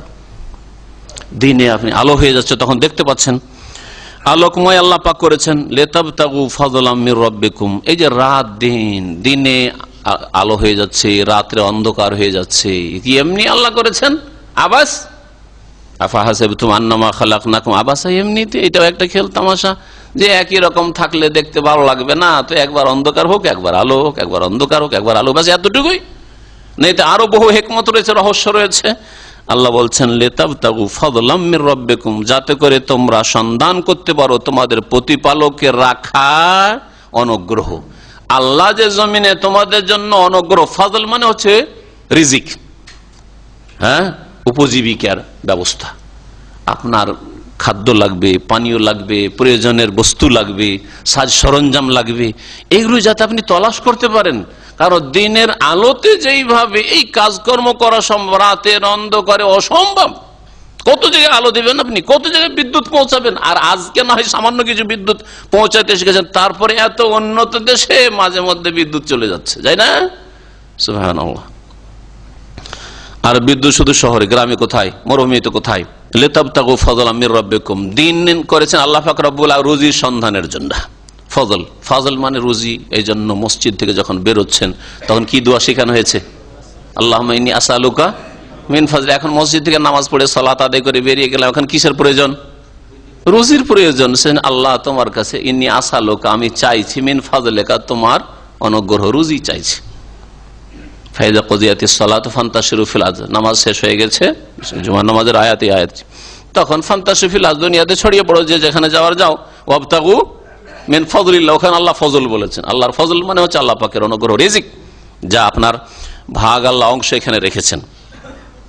ওয়ালিতাআলামু আদাদাস সিনিনা ওয়াল হিসাব, এখানে আরেকটা রাতের ফায়দা রয়েছে, সেটা হচ্ছে বিশ্রাম করা। অন্য বেশ কিছু আয়াত এই মর্মে রয়েছে, যেটা এখানে আল্লাহ পাক উল্লেখ করেননি। কারণ দিনে ওইভাবে আরাম বিশ্রাম হবে না যেইভাবে রাতে আরাম বিশ্রাম হয়। ঘুমটা, ঘরটা অন্ধকার করে দিলে যেইভাবে হয়, আলোতে ঘুম আসবে, অনেকের আসে না। ব্যতিক্রম কিছু লোক আছে, ওর অভ্যাস হয়ে গেছে, আলোতে ঘুমিয়ে হয়তো অভ্যাস হয়েছে, আলাদা কথা। তারপরও তার শরীর, তার মন মেজাজ ওই শান্তি পায় না যে শান্তি অন্ধকারে নিদ্রাতে রয়েছে। আর কি হিকমত রয়েছে? আল্লাহ বলেছেন ওয়ালিতাআলামু আদাদাস সিনিনা ওয়াল হিসাব, আর যাতে করে তোমরা জানতে পারো। আলেমা ইয়ালামু মানে জানা, যাতে করে তোমরা জানতে পারো। আদাদাস সিনিন, বছরের হিসাব, বছরের সংখ্যা। আদাদ মানে সংখ্যা, বছরের সংখ্যা। বছর, আল্লাহ বছর বলে দিয়েছেন, কারণ কোরআনে কেন সংক্ষেপ। বছর জানবেন তার মানে মাস জানতে হবে, মাস জানবেন সপ্তাহ জেনে, সপ্তাহ জানবেন দিন জেনে। তাহলে একটা দিন পুরা হইলো, তার 7 দিন হলো 1 সপ্তাহ হইলো, 4 সপ্তাহ বা তার একটু বেশি হইলো, তখন 1 মাস হলো, 12 মাস হলো, তো 1 বছর হইলো। কি করে বুঝতেন এগুলো যদি রাত দিন না হইতো? সব সময় রাত থেকে এগুলো বুঝতে পারতেন না, যারে কতদিন পার হইলো না হইলো। আর সব সময় যদি দিন থেকে যেত তাও বুঝতে পারতেন না যে আরে কত কত যে বয়স হইলো না হইলো। আমার কিছু বুঝতে পারতেন? কিছু বুঝতে পারতেন না যে আমার আয়ু কতটা হইলো। কিন্তু এখন সব প্রতি বছর বুঝতে পারছেন, হ্যাঁ 1 বছর বাড়লো, আমার 1 বছর বাড়লো। বাড়ে না কমে আয়ু? কিন্তু আমরা বাড়াই বলি আমাদের ভাষায়, তাই না? 40 বছর বয়স ছিল গত বছর, এবার 41 হলো, তো বাড়া বলি। কিন্তু বাড়লো না কমলো? আপনাকে দেওয়া হয়েছে 50 বছর, তো কমলো। এখন প্রতি বছর কমছে কমছে, কবরের দিকে যাচ্ছে। সুতরাং কবরের জীবনের জন্য, আখেরাতের জন্য প্রস্তুতি নেন। হিসাব, এবং হিসাব করতে পারবে। এই রাত দিনের আবর্তন বিবর্তনের মাধ্যমে তোমরা এসবের হিসাব নিকাশ রাখতে পারবে। টাকা পয়সা কাউকে ধার খরচ দিচ্ছেন, হিসাব কিতাব রাখতে পারবেন, কতদিনের জন্য দিয়েছি, কখন তার কাছে পাবো, কখন চাইবো, হ্যাঁ, ইত্যাদি ইত্যাদি হিসাব করতে পারবেন। আর প্রত্যেক বস্তুকে বিশদভাবে বিস্তারিতভাবে আমি বর্ণনা করেছি। কোরআনে কারীমে আল্লাহ পাক প্রত্যেকটি বিষয়কে আল্লাহ বিস্তারিত বর্ণনা করেছে। বিস্তারিত মানে প্রত্যেকটা মাসলা নয়, বরং যা প্রয়োজন মানুষের সেসব প্রয়োজনের আল্লাহ পাক রবের গাইডলাইন দিয়ে দিয়েছেন কোরআনে কারীমে। সার্বিক জীবনের ক্ষেত্রে দিক নির্দেশনা, জীবনের প্রত্যেকটি ক্ষেত্রে হেদায়েত নামা রয়েছে, দিক নির্দেশনা রয়েছে। ব্যক্তি জীবনে কেমন ভাবে চলতে হবে সংক্ষেপে আল্লাহ পুরো বলে দিয়েছেন। পারিবারিক জীবনটা কেমন হইতে হবে, অর্থনীতি কেমন হইতে হবে, রাষ্ট্রনীতি কেমন হইতে হবে, আপনার আন্তর্জাতিক সম্পর্ক কেমন হইতে হবে, সমস্ত ক্ষেত্রগুলি, সামাজিক অবস্থা কেমন হইতে হবে, একজন মানুষের আরেকজনের সাথে আচার আচরণ কেমন হইতে হবে, কার সাথে কিরকম, বড়োর সাথে কেমন হইতে হবে, ছোটর সাথে কেমন হইতে হবে ইত্যাদি, অধীনস্থদের সাথে কেমন হইতে হবে, বাপ মায়ের সাথে কেমন হইতে হবে, এইসব গাইডলাইন কি কোরআনে কারীমে নেই? আর বাকি তাফসীর, ইবাদত বন্দেগী, শুধু আদান প্রদান শুধু দিন ইসলাম নয়, এটা তো একটা অংশ। ইবাদত বন্দেগী আল্লাহ পাক বলে কোন কোন ইবাদত বন্দেগীর মাধ্যমে আল্লাহকে পাওয়া যাবে, আল্লাহ সন্তুষ্টি পাওয়া যাবে, আল্লাহ পাক বলে দিয়েছেন। হ্যাঁ, তাওহীদের বা সালাত বলেছেন, যাকাত বলেছেন, হ্যাঁ সিয়াম বলেছেন, হজ বলেছেন, ইত্যাদি ইত্যাদি। আরো ইবাদত বন্দেগী, জিকির আজকার ইত্যাদি, অন্তরের ইবাদত, জবানের ইবাদত, আপনার অঙ্গ প্রত্যঙ্গের ইবাদত, আল্লাহ পাক বহু ইবাদতের দিকে দিক নির্দেশনা দিয়ে দিয়েছেন। আর বাকি বিস্তারিত সালাত কেমন করে পড়বেন, রাসূলুল্লাহ সাল্লাল্লাহু আলাইহি সাল্লামের কাছে যে হাদিস, সেটা হচ্ছে ওহী, ওই ওহী থেকে জেনে নাও, ওহী গায়র মাতলুব থেকে জেনে নাও। যাকাতের পরিমাণ কি, যাকাতের বিস্তারিত মাসাইল কি, তা আপনি রাসূলুল্লাহ সাল্লাল্লাহু আলাইহি হাদিস থেকে জানেন, আপনি সেই ওহী থেকে জানেন। এইরকম প্রত্যেকটি বিষয় আল্লাহ পাক রব্বুল তারপর ইরশাদ করেছেন, ওয়া কুল্লা ইনসানিন আলজামনাহু তায়রাহু ফি উনুকি, আর প্রত্যেক মানুষের ঘাড়ে আমি বেঁধে দিয়েছি বা ঝুলিয়ে দিয়েছি। আলজামা ইউলজাম মানে লাগিয়ে দেওয়া, বাধ্যতামূলক লাগিয়ে দেওয়া। এজন্য লাজিম, লাজিম মানে আবশ্যক, আবশ্যক। তো এখানে ঝুলিয়ে দেওয়ার অর্থ করতে পারেন সবচেয়ে ভালো, আমি প্রত্যেক মানুষের কাঁধে ঝুলিয়ে দিয়েছি। কি ঝুলিয়ে দিয়েছি? তায়রাহু। তায়রাহুর তাফসীর ইমাম ইবনে কাসির রাহমাতুল্লাহ আলাইহি বলছেন আমালাহু, তার আমল। তায়ের শাব্দিক অর্থ কে বলতে পারেন? তায়ের মানে কি? পাখি। পাখি, তো পাখি কি করে? উড়ে। আর আমল কি হয়? আমলও মানুষের আচার আচরণ থেকে উড়ে যায়, কথা দিয়ে, কথা থেকে বেরোচ্ছে, হাত থেকে বেরোচ্ছে, অঙ্গ প্রত্যঙ্গ থেকে বেরোচ্ছে, তাই না? ভিতর থেকে বেরোচ্ছে, আপনার অন্তরে যে যা আছে তা বেরোচ্ছে ভিতরে। তো মানুষের ভালো মন্দ আমল যেন মানুষের ভিতর থেকে পাখি উড়ার মতো বেরোচ্ছে, বেরিয়ে যাচ্ছে। পাখি যেমন উড়ে যায় বাসা থেকে, ওইরকম আপনার ভিতর থেকে আমলগুলি, কর্মগুলি বের হচ্ছে। এই জন্য আমলকে তায়ের বলা হয়েছে। ইমাম ইবনে কাসির রাহমাতুল্লাহ আলাইহি তায়ের তাফসীর আমলি করেছেন, আমালাহু। ইমাম শওকানী রহমতুল্লাহ আলাইহি তায়রাহুর তাফসীরে বলছেন তাকদীর, ভাগ্য, ভালো মন্দ ভাগ্য, ভালো মন্দ আমল অথবা ভালো মন্দ ভাগ্য, দুটো দিয়ে তাফসীর করা যেতে পারে। আর দুটোতেই আপন জায়গায় তাফসীর অর্থ ঠিক আছে। দেখুন দুটোই মিলিয়ে প্রত্যেক মানুষের কাঁধে আল্লাহ, অনক মানে হচ্ছে, হ্যাঁ অনক মানে হচ্ছে কাঁধ বা হ্যাঁ গলাকে বলা হয়। তো প্রত্যেকের কাঁধে আল্লাহ পাক রব্বুল আলামিন ঝুলিয়ে দিয়েছেন তার আমল বা তার কি ভাগ্য। ভাগ্য আল্লাহ পাক লিখিয়ে দিয়েছেন, সেই যেইভাবে আল্লাহ পাক লিখেছেন ওইটা হয়তো সেই জন্য আল্লাহ লিখেছেন। আল্লাহ লিখে দিয়েছেন সেই জন্য বাধ্য, এটা নিজেও বুঝতে পারছেন যে ভুল কথা, ভুল কথা। কারণ প্রত্যেক মানুষ এহসাস করছেন, অনুভূত প্রত্যেক মানুষের জন্য যে আমি কিন্তু স্বাধীন।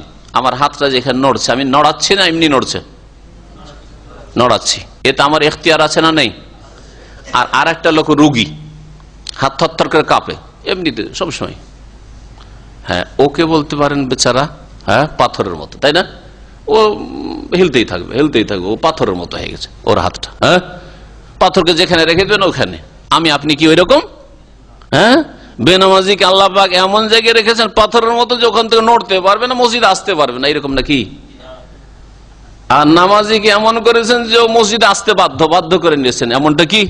তাহলে তো অনুভব করছি, আমাদের হিস, আমাদের শউর, আমাদের অনুভূতি বলছে যে আমাদের মধ্যে স্বাধীনতা রয়েছে, আমাদের চিন্তাধারায় স্বাধীনতা রয়েছে, হৃদয়ে স্বাধীনতা রয়েছে, আমাদের হাত পা অঙ্গ প্রত্যঙ্গে স্বাধীনতা রয়েছে, আমাদের চলাফেরা স্বাধীনতা রয়েছে। ভালো কাজ করব না মন্দ কাজ করব, দুটো জিনিস যদি আপনার সামনে রাখা, একটা পানি আর একটা সারাপ মদ যদি রাখা হয়, আপনি এদিকে হাত বাড়াবেন না এদিকে হাত বাড়াবেন, স্বাধীনতা আছে না নেই? স্বাধীনতা আছে। তো তাহলে আল্লাহ তকদিরে লিখে দিয়েছেন, তাহলে আমি আর কি করব? আর তাও এরা হচ্ছে জাহেল, হয় জাহেল, আর না হইলে এরা তকদিরকে হুজ্জত বানিয়ে বেআমল হয়ে জাহান্নামে যেতে চায়। কথা বুঝতে পেরেছেন? হয় পড়া শয়তান আর না হলে জাহেল শয়তান। হ্যাঁ, হয় দল্লিন আর না হলে মাগদুব আলাইহিম। দল্লিন কে? সূরা ফাতিহার তাফসিরে আপনার, হ্যাঁ, দল্লিন যারা জাহেল, জানে না সেজন্য ভুল করে, জানে না সেজন্য ভুল করে। আর মাগদুব আলাইহিম কারা? যারা জানে তারপর অন্যায় কাজ করে, ভুল করে। হ্যাঁ, এরা হচ্ছে মাগদুব আলাইহিম, আল্লাহ পাকের গজব। এই জন্য আল্লাহ পাক ওদের জন্য শক্ত ভাষা ব্যবহার করেছেন, পথভ্রষ্ট। আর এটা হচ্ছে গজব প্রাপ্ত, আল্লাহর ক্রোধ রয়েছে এদের উপর। জি, ইহুদিদের মধ্যে জ্ঞানীগুণীরা ছিল, তারপরে তারা পথভ্রষ্ট হয়েছে, এই জন্য মাগদুব আলাইহিম ইহুদিদেরকে বলা হয়েছে। আর দল্লিন নাসারা খ্রিস্টান অজ্ঞতা বেশি ছিল, আর অজ্ঞতার কারণে গোমরা পথভ্রষ্ট হয়েছে, অন্ধ তকলিদ করেছে, সেই জন্য তাদেরকে দল পথভ্রষ্ট আল্লাহ বলেছে। মুসলিম সমাজে যারা জেনে শুনে মোল্লা জাতি আর শির বিদাত করে, আল্লাহ পড়ার সুযোগ দিয়েছেন মাদ্রাসায়, তাওহীদ সুন্নাত না পড়ে, কোরআন হাদিস না পড়ে বিদাত পড়লো আর বিদাত প্রচার করলো, মাগদুব আলাইহিম। আর মূর্খ সমাজ যা হুজুররা বলে, এত বড় হুজুর, ও টুপি দেখে আর বডি দেখে, আর কত লোক তার সামনে বসে আছে, লাখ লাখ লোক বসছে, এইসব দেখে ওরা ওজন করে যে কত বড় আল্লামা, তাই না? তো এরা হচ্ছে দল্লিন, যদি শিরক বিদআতের দিকে যায় আর ভুল পথে চালিত হয়। তয়ের ব্যাখ্যা করছিলাম, কুল্লা ইনসান আলজামনাহু, তকদিরকে অনেকে যে দলিল বানায়, এখানে ঠিক জায়গায় কেউ পৌঁছিতে পারেনি। হ্যাঁ, তকদিরকে দলিল বানায় কারা? হয় মূর্খ জাহেল দল্লিন, আর না হলে মাগদুব আলাইহিম। জেনে শুনে তকদির কাটবেন, আসলে আমল করবে না, ও নামাজ পড়বে না, দিন পালন করবে না, সেই জন্য তকদিরে ভাগ্যে লিখা আছে, তো আর আমল করলে কি না করলে কি, বড় শয়তান ও, জানে তারপর, হ্যাঁ, ওর অনুভূতি আছে, বুঝতে পারছে।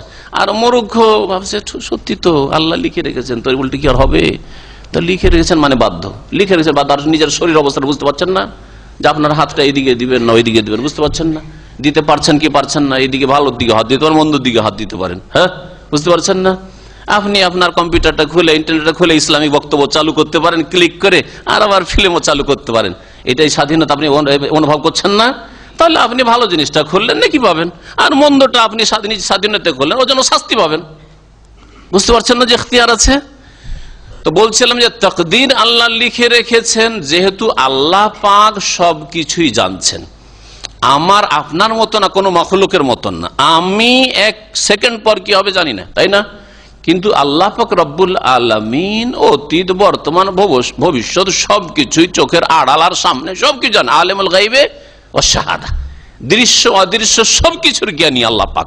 তো আল্লাহ পাক জানছেন যে এই আব্দুল্লাহ অমুক সময় জন্মেবে, আর এইভাবে লালিত পালিত বড় হবে, আর তারপরে সে নাস্তিক হবে না মুশরিক হবে না মুমিন হবে, সৎকর্মশীল হবে অসৎ হবে, তারপরে তার মতটা কি অবস্থায় হবে, আর শেষখানে তওবার অবস্থায় না বিনা তবায় মারা যাবে, সব আল্লাহ জানছেন। আর শেষ রেজাল্টটা অগ্রিম লিখে রেখেছেন, শেষ রেজাল্টটা অগ্রিম লিখে রেখেছেন। আপনার ডাক্তার যদি বলে দেয়, জুমা খুতবার ওইখান থেকে আসছিলাম, এক ভাই জিজ্ঞেস করলো যে আমার স্ত্রীর আজকে ডেলিভারির ডেট আছে। আরে একটা ডাক্তার 3.5 হাতের মানুষ, আপনার চাইতে সুন্দর হয়তো দেখতে না হইতে পারে, সে বলেছে যে এত তারিখে তোমার আর ওয়াইফের ডেলিভারি হবে, ওইটা বিশ্বাস করে নিয়েছেন, আস্থা করে নিয়েছেন যে আজকে হবে, আর দেরি হয়ে গেল, তখন পালপিটেশন শুরু হয়ে গেল, আরে হইল না ঠিক টাইমে, তার মানে কি সিজার করতে হবে নাকি, কি সমস্যা হয়ে গেল নাকি, বিশ্বাস করে নিছেন। আর আল্লাহ সবকিছু আলিমুল গায়ব ওয়াশ শাহাদা, আল্লাহ পাক রব্বুল আলামিন সম্পর্কে তাকদীর আপনারা জানেন যে আপনি এরকম করবেন, আপনি এরকম করবেন সেই জন্য লিখেছেন। আর আল্লাহ লিখে রেখেছেন সেই জন্য এরকম করছেন নাই। কথাটা আবার ভালো করে বুঝেন, ভালো করে। আপনি এইরকম হবেন চরিত্রহীন কাফের মুশরিক, সেই জন্য আল্লাহ পাকের রেজাল্টটা জাহান্নামে লিখে রেখেছেন। আর আপনি ভালো হবেন আল্লাহ জানেন, সেই জন্য আল্লাহ শেষ রেজাল্টটা লিখে রেখেছেন। তাকদীরের জন্য কোনো মানুষ বাধ্য না, বরং প্রত্যেকে নিজের স্বাধীনতা অনুভব করছেন। এই তাকদীরের ক্ষেত্রে দুটো জাতি গুমরাহ হয়েছে, মুরজিয়া গুমরাহ হয়েছে আর কাদরিয়া, যারা তাকদীর অস্বীকার করেছে, কাদরিয়া আর জাবরিয়া, কাদরিয়া আর জাবরিয়া এই দুটো জাতি গুমরাহ হয়েছে। একদল তাকদীরকে অস্বীকারই করেছে, আর এক দল বলছে তাকদীরই সবকিছু, আমল করি আর না করি দুটোই গুমরাহ। তাকদীরই সবকিছু মানে আমরা নিরুপায়, আর বলছে তাকদীর নেই, আমরাই সবকিছু সৃষ্টি করছি। আর আহলে সুন্নাত ওয়াল জামাতের মাঝামাঝি। আল্লাহ পাক সবকিছু জানেন বলে আল্লাহ লিখেও রেখেছেন আপনার ফলাফল, আর এর লক্ষণ হচ্ছে আপনার কাজগুলি।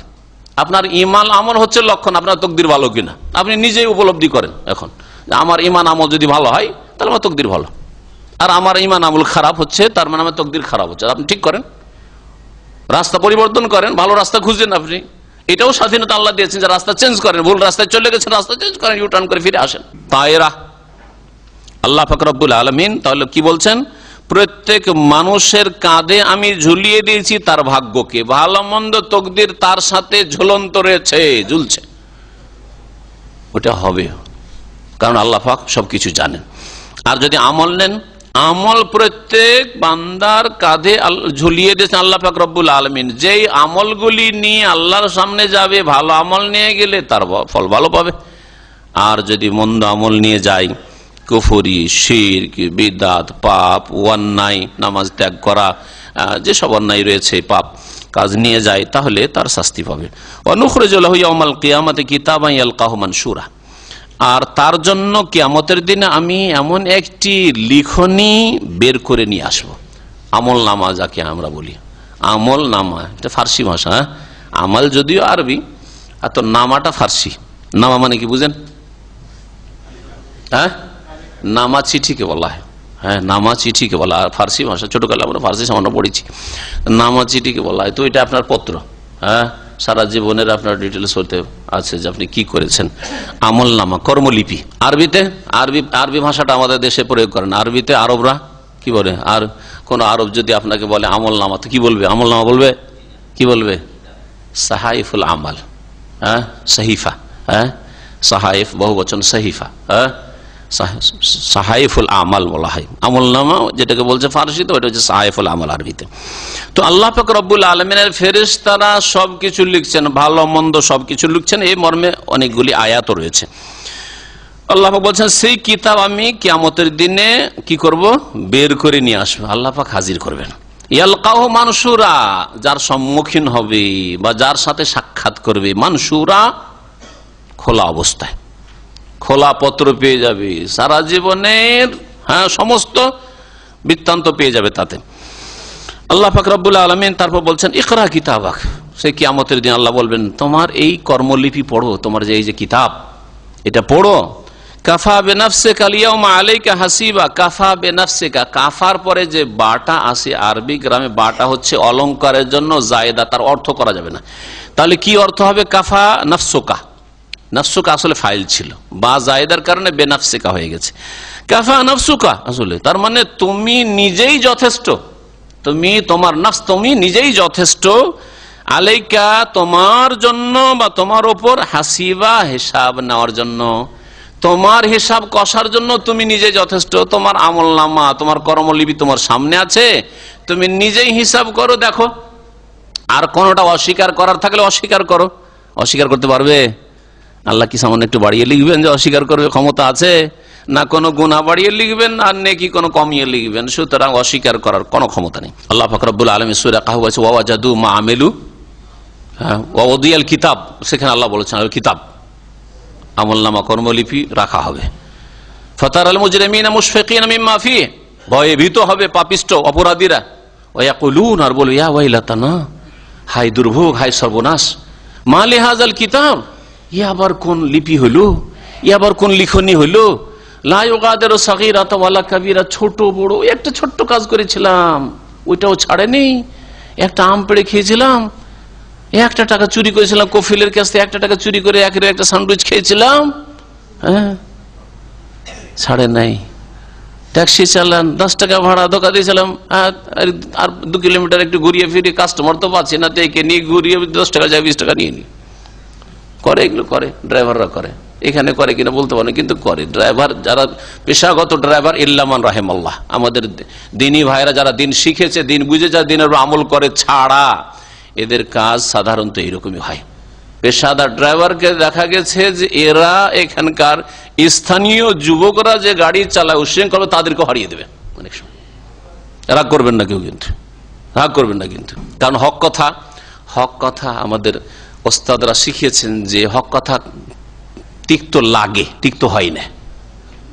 এটা হচ্ছে লাগার একটা হওয়া, কথা বুঝতেছেন? হক কথা, হ্যাঁ, বলিল হক মির রাব্বিক, আল্লাহর পক্ষ থেকে, তো কড়া হবে কেন? কড়া নয় আসলে, আর ওইটা আসলে তিতা নয়, কিন্তু তিতা লাগে।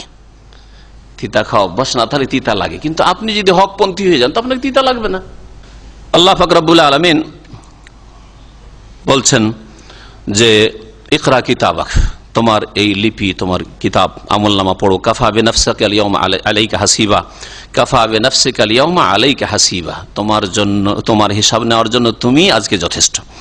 মান ইহতাদা ফাইন্নামা ইয়াহতাদি লিনাফসি, কোন ব্যক্তি যদি সঠিক পথ প্রাপ্ত হয়, হেদায়েত নেই মানে সঠিক পথ প্রাপ্ত হয়, ফাইন্নামা ইয়াহতাদি লিনাফসি, তাহলে সে যে সঠিক পথ ধরলো সেটা নিজের কল্যাণের জন্য, লিনাফসিহি, নিজের কল্যাণ করলো।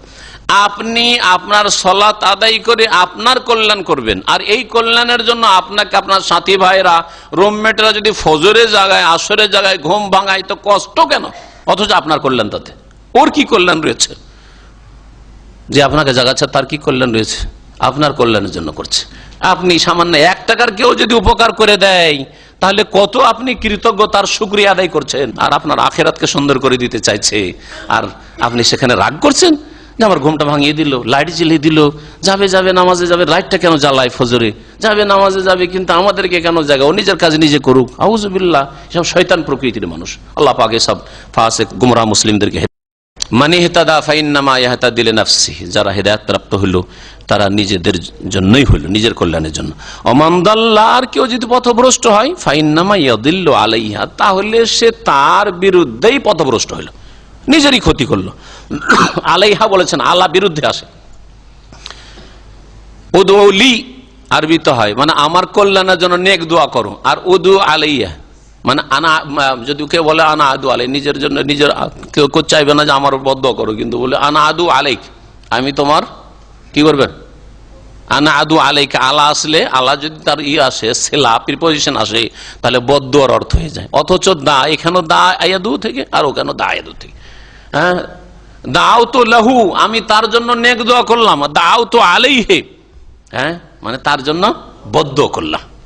জি, কানা রাসূলুল্লাহ ইয়াদু আলাল কুফার, কাফেরদের উপর বদদোয়া করতেন।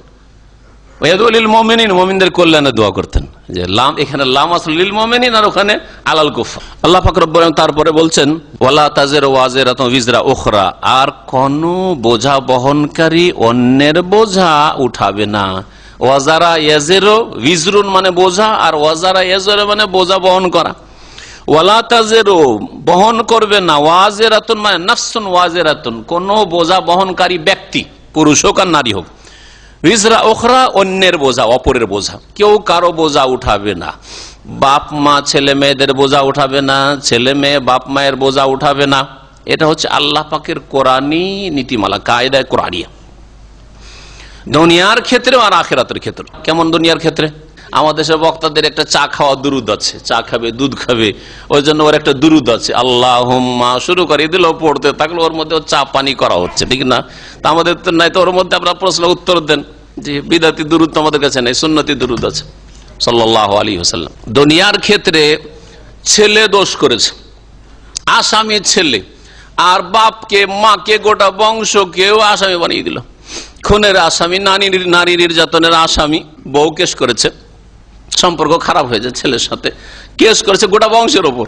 আরে ও বুড়ি মানুষ বেচারি, চলতে পারে না, ও কি করবে? ও হ্যাঁ, সবার উপরে কেস করেছে, ভাইদের উপরে কেস করেছে। হ্যাঁ, এক ভাই খুন করেছে, সমস্ত ভাইগুলি আসামি, বাপও আসামি, মাও আসামি, আর মহিলা স্ত্রীও আসামি। মানব রচিত আইনে এই জুলুম চলছে।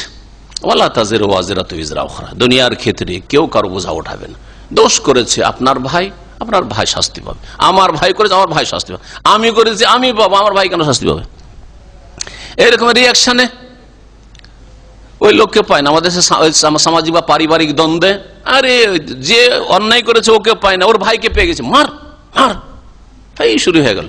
সুবহানাল্লাহ সুবহানাল্লাহ। অথচ সে ঝগড়া হয়তো মিটাতে চাইছিল, বেচারা নিরীহ মানুষ, ওর ভাইকে পেয়েছে। ওকে না, ওর ভাইকে তো পেয়েছি, ওকে না পেয়েছি ওর ছেলেকে তো পেয়েছি, ওকে না পেয়েছি ওর স্ত্রীকে তো পেয়েছি। আউযুবিল্লাহ। আসামি ধরতে পারে না, সেই জন্য ওর স্ত্রীকে নিয়ে গিয়ে জেলে বন্ধ করে দিল। এ তো জালেম। ওয়ালা তাজিরু ওয়াজিরাতু বিজরা উখরা। কেউ কারো বোঝা উঠাবে না, যে অপরাধ করেছে সে তার বোঝা উঠাবে। আলহামদুলিল্লাহ, সৌদি আরবে আইনের বাস্তবায়ন রয়েছে। সৌদি আরবে আইনের বাস্তবায়ন রয়েছে আলহামদুলিল্লাহ। কেউ কারো বোঝা ওঠায় না। ওইদিকে বিন লাদেন জানে, যদি ওসামা বিন লাদেন তো সৌদি আরবে অপরাধী, ঠিক কিনা?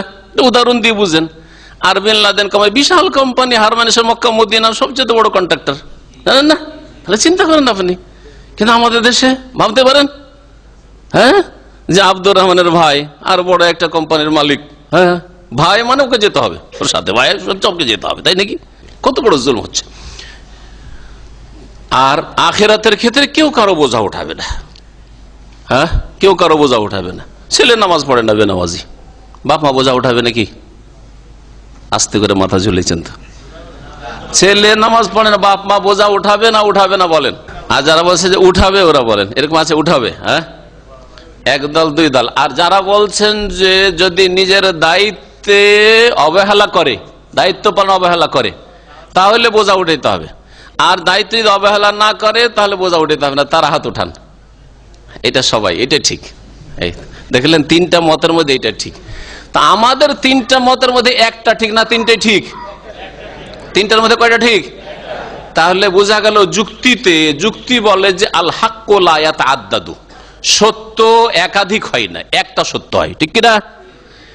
তাহলে ইমাম আবু হানিফা, শাফি, মালিক, আহমদ চারটা মত পেশ করলেন, চারটাই ঠিক না একটা ঠিক? তাহলে তো দিন বুঝে নিলেন। তাহলে আবার গোড়ামি কেন করবেন যে ভাই আমি হানাফি আর আপনি শাফি, এ হচ্ছে মালিকি, হচ্ছে হাম্বেলি, চারটাই ঠিক? কোথা থেকে চারটা ঠিক হলি? একটা ঠিক হবে। বোঝা গেছে? এবারে আমরা এখানে তিনটা মত পেশ করলাম, তিনটাকে সমর্থন করলেন, আপনারা বললেন তিনটাই ঠিক। বললেন কি? এতটুকু কমন সেন্স আপনাদের আছে, বুঝতে পারছেন যে তিনটা ঠিক নয় একটা ঠিক। আর ওইখানে মাসলা মাসাইলে বুঝতে পারছেন না, আকীদায় বুঝতে পারছেন না। আশারিও ঠিক, আর মাতুরিদিও ঠিক, আর ওই হাম্বেলিও ঠিক। তিনটাই আকীদাই ঠিক, আসমা সিফাতে কখনো ঠিক না, একটা ঠিক, একটা ঠিক।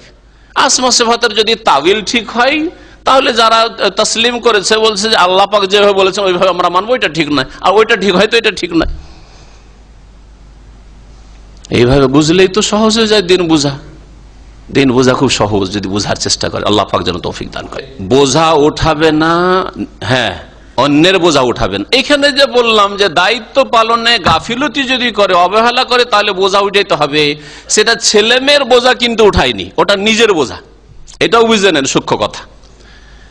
কারণ আমার ছেলে মেয়েকে আমাকে নামাজ শিখাইতে হবে, তৌহিদ শিখাইতে হবে, ইসলামিক পরিবেশে মানুষ করতে হবে, এটা আমার ফরজ না ছেলেটার ফরজ? আমার ফরজ। আমার ফরজে গাফিলতি করলাম, সেই জন্য জবাবদেহি করতে হবে। আমাকে আমার ছেলে মেয়েগুলিকে এক অন্যে একসাথে রাখলে জাগাইতে হবে, তারপর মসজিদে যেতে হবে, এটা আমার ফরজ না ছেলেটার ফরজ? আমার ফরজ, আমাকে জাগাইতে হবে। কুউ আনফুসাকুম ওয়া আহলিকুম নারা। আমি যেহেতু জাগাইলাম না, আমি মোল্লাজি একাই নামাজ পড়তে চলেন, হাজি সাহেব বুড়া একাই নামাজ পড়ে, দাড়ি টুপি, আর ছেলে মেয়ে বউ বেটি একটাও নামাজ পড়ে না, পর্দা করে না, আর একসাথে নিয়ে খাচ্ছি, নিজের দায়িত্ব পালন করেনি, তার দায়িত্ব অবহেলা করেছে, সেই জন্য তাকে পকড়া হবে। কিন্তু ওর জন্য, ওর গুনাহ, ও নামাজ পড়ে যে পাপ করে, নামাজ ছেড়ে যে পাপ করেছে, তার জন্য যে তাকে ধরা হচ্ছে না, তার জন্য ধরা হয় না। সে দায়িত্ব পালনে অবহেলা করেছে, আমরে বিল মারুফ করেনি, নাহি আনিল মুনকার করেনি, ভালো কাজের উপদেশ দেয়নি, অন্যায় কাজে বাধা দেয়নি, সেই জন্যই তাকে বোঝা উঠাইতে হচ্ছে। অথবা যদি কেউ কাউকে পথভ্রষ্ট করার কারণ হয়, তাহলে বোঝা উঠাইতে হবে। শুধু বাপ মায়ের ক্ষেত্রে না, এই উদাহরণ আলেম সমাজের ক্ষেত্রে নেন। আলেম সমাজ, বেদাতি আলেম সমাজ যদি জাতিকে গোমরাহ করে থাকে, ভুল পথে চালিয়ে থাকে, তাহলে তার ফরজ দায়িত্ব ছিল কোরআন এবং হাদিসের দিকে দিক নির্দেশনা দেওয়া, কোরআন এবং হাদিসের দিকে পৌঁছানো, অন্য দিকে পৌঁছিয়েছে, সেই জন্য তার দায়িত্ব পালন করেনি, যার ফলে তাকে এই বোঝা উঠাইতে হবে। যত বিদাত করবে, যত শিরক করবে, এক ভাগ করে পেতে হবে। কি জন্য? নিজের দায়িত্ব পালন করে, সেই জন্য নিজের দায়িত্ব পালন করে এই জন্য। এইরকমই সরকার, এরকমই সরকার যদি এমন কিছু করে যাতে জাতি গোমরাহ হচ্ছে, পথভ্রষ্ট হচ্ছে, অশ্লীলতা ছড়াচ্ছে, জেনা ব্যভিচারের রাস্তা খুলে যাচ্ছে, হ্যাঁ, অথবা লাইসেন্স দিচ্ছে, মদের লাইসেন্স, তারপরে জুয়ার লাইসেন্স, লটারির লাইসেন্স, আর জেনা বেশ্যাখানার লাইসেন্স, তারপরে শিরকের তো লাইসেন্সই লাগে না। আরে বেশ্যাখানা তো লাইসেন্স লাগে, তাই না? মদের দোকান একটা বিনা লাইসেন্সে খুলে দেখেন, খবর আছে, তাই না? সিনেমারও লাইসেন্স লাগে, লাগে না? কিন্তু মাজার করার জন্য লাইসেন্স লাগে না, লাগে? মিলাদ করার জন্য লাইসেন্স লাগে, লাগে না।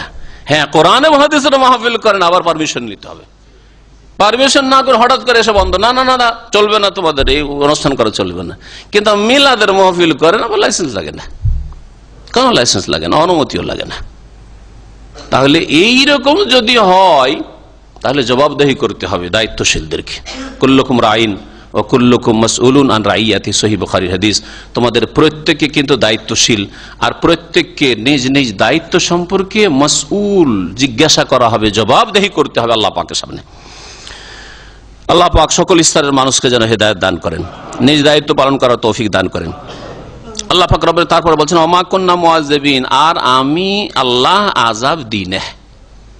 ওমা কুন্না মুআযযিবিন, আমি আযাব দেব না, আল্লাহ বলছেন, হাত্তা নাবাসা রাসূলা, যতক্ষণ পর্যন্ত একজন কোন রাসূল না পাঠাবো।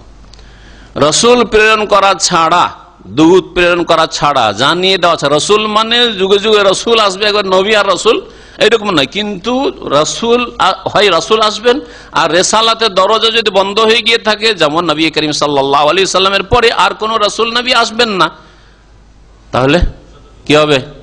হ্যাঁ, নবী করিম সাল্লাল্লাহু আলাইহি ওয়াসাল্লাম ওয়ারিসিন ওয়ালা উলামা ওয়ারাসাতুল আম্বিয়া, কোরআন এবং হাদিসের কথা বলনে ওয়ালা অবশ্যই থাকবে। এবং এই জ্ঞান যেইভাবে হোক না কেন, সেটা জরুরি নয় যে কারো জবান দিয়ে পৌঁছে, জবান দিয়ে না পৌঁছলে কারো কাছে লিখনি দিয়ে পৌঁছিল, লিখনি দিয়ে যদি না পৌঁছাতে, কিতাবের আকারে না পৌঁছে থাকে, তো আজকাল ইন্টারনেটের মাধ্যমে পৌঁছিল।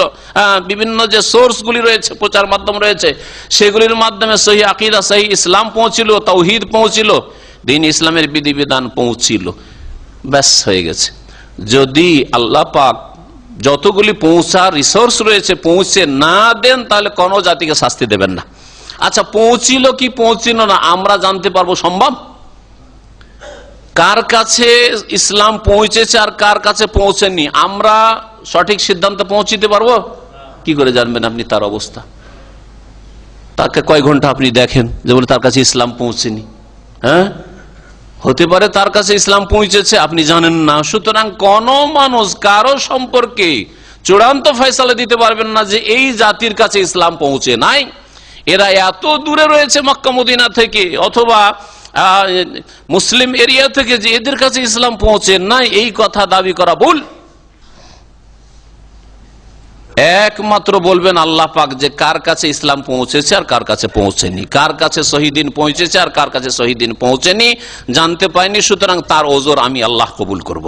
আল্লাহ পাক রব্বুল এই নীতিমালা আপন জায়গায় ঠিক আছে, ওমা কুন্না মুআযযিবিন, আমি আল্লাহ আযাব দেব না, শাস্তি দেবেন আল্লাহ পাক রব্বুল আলামিন। দুনিয়া কেউ কেউ তাফসীর করতে গিয়ে বলেছেন দুনিয়ার আযাব আল্লাহ দেবেন না, দুনিয়ার শাস্তি দেবেন না, কিন্তু দুনিয়ার সাথে সীমিত করার এই তাফসীর ঠিক নয়।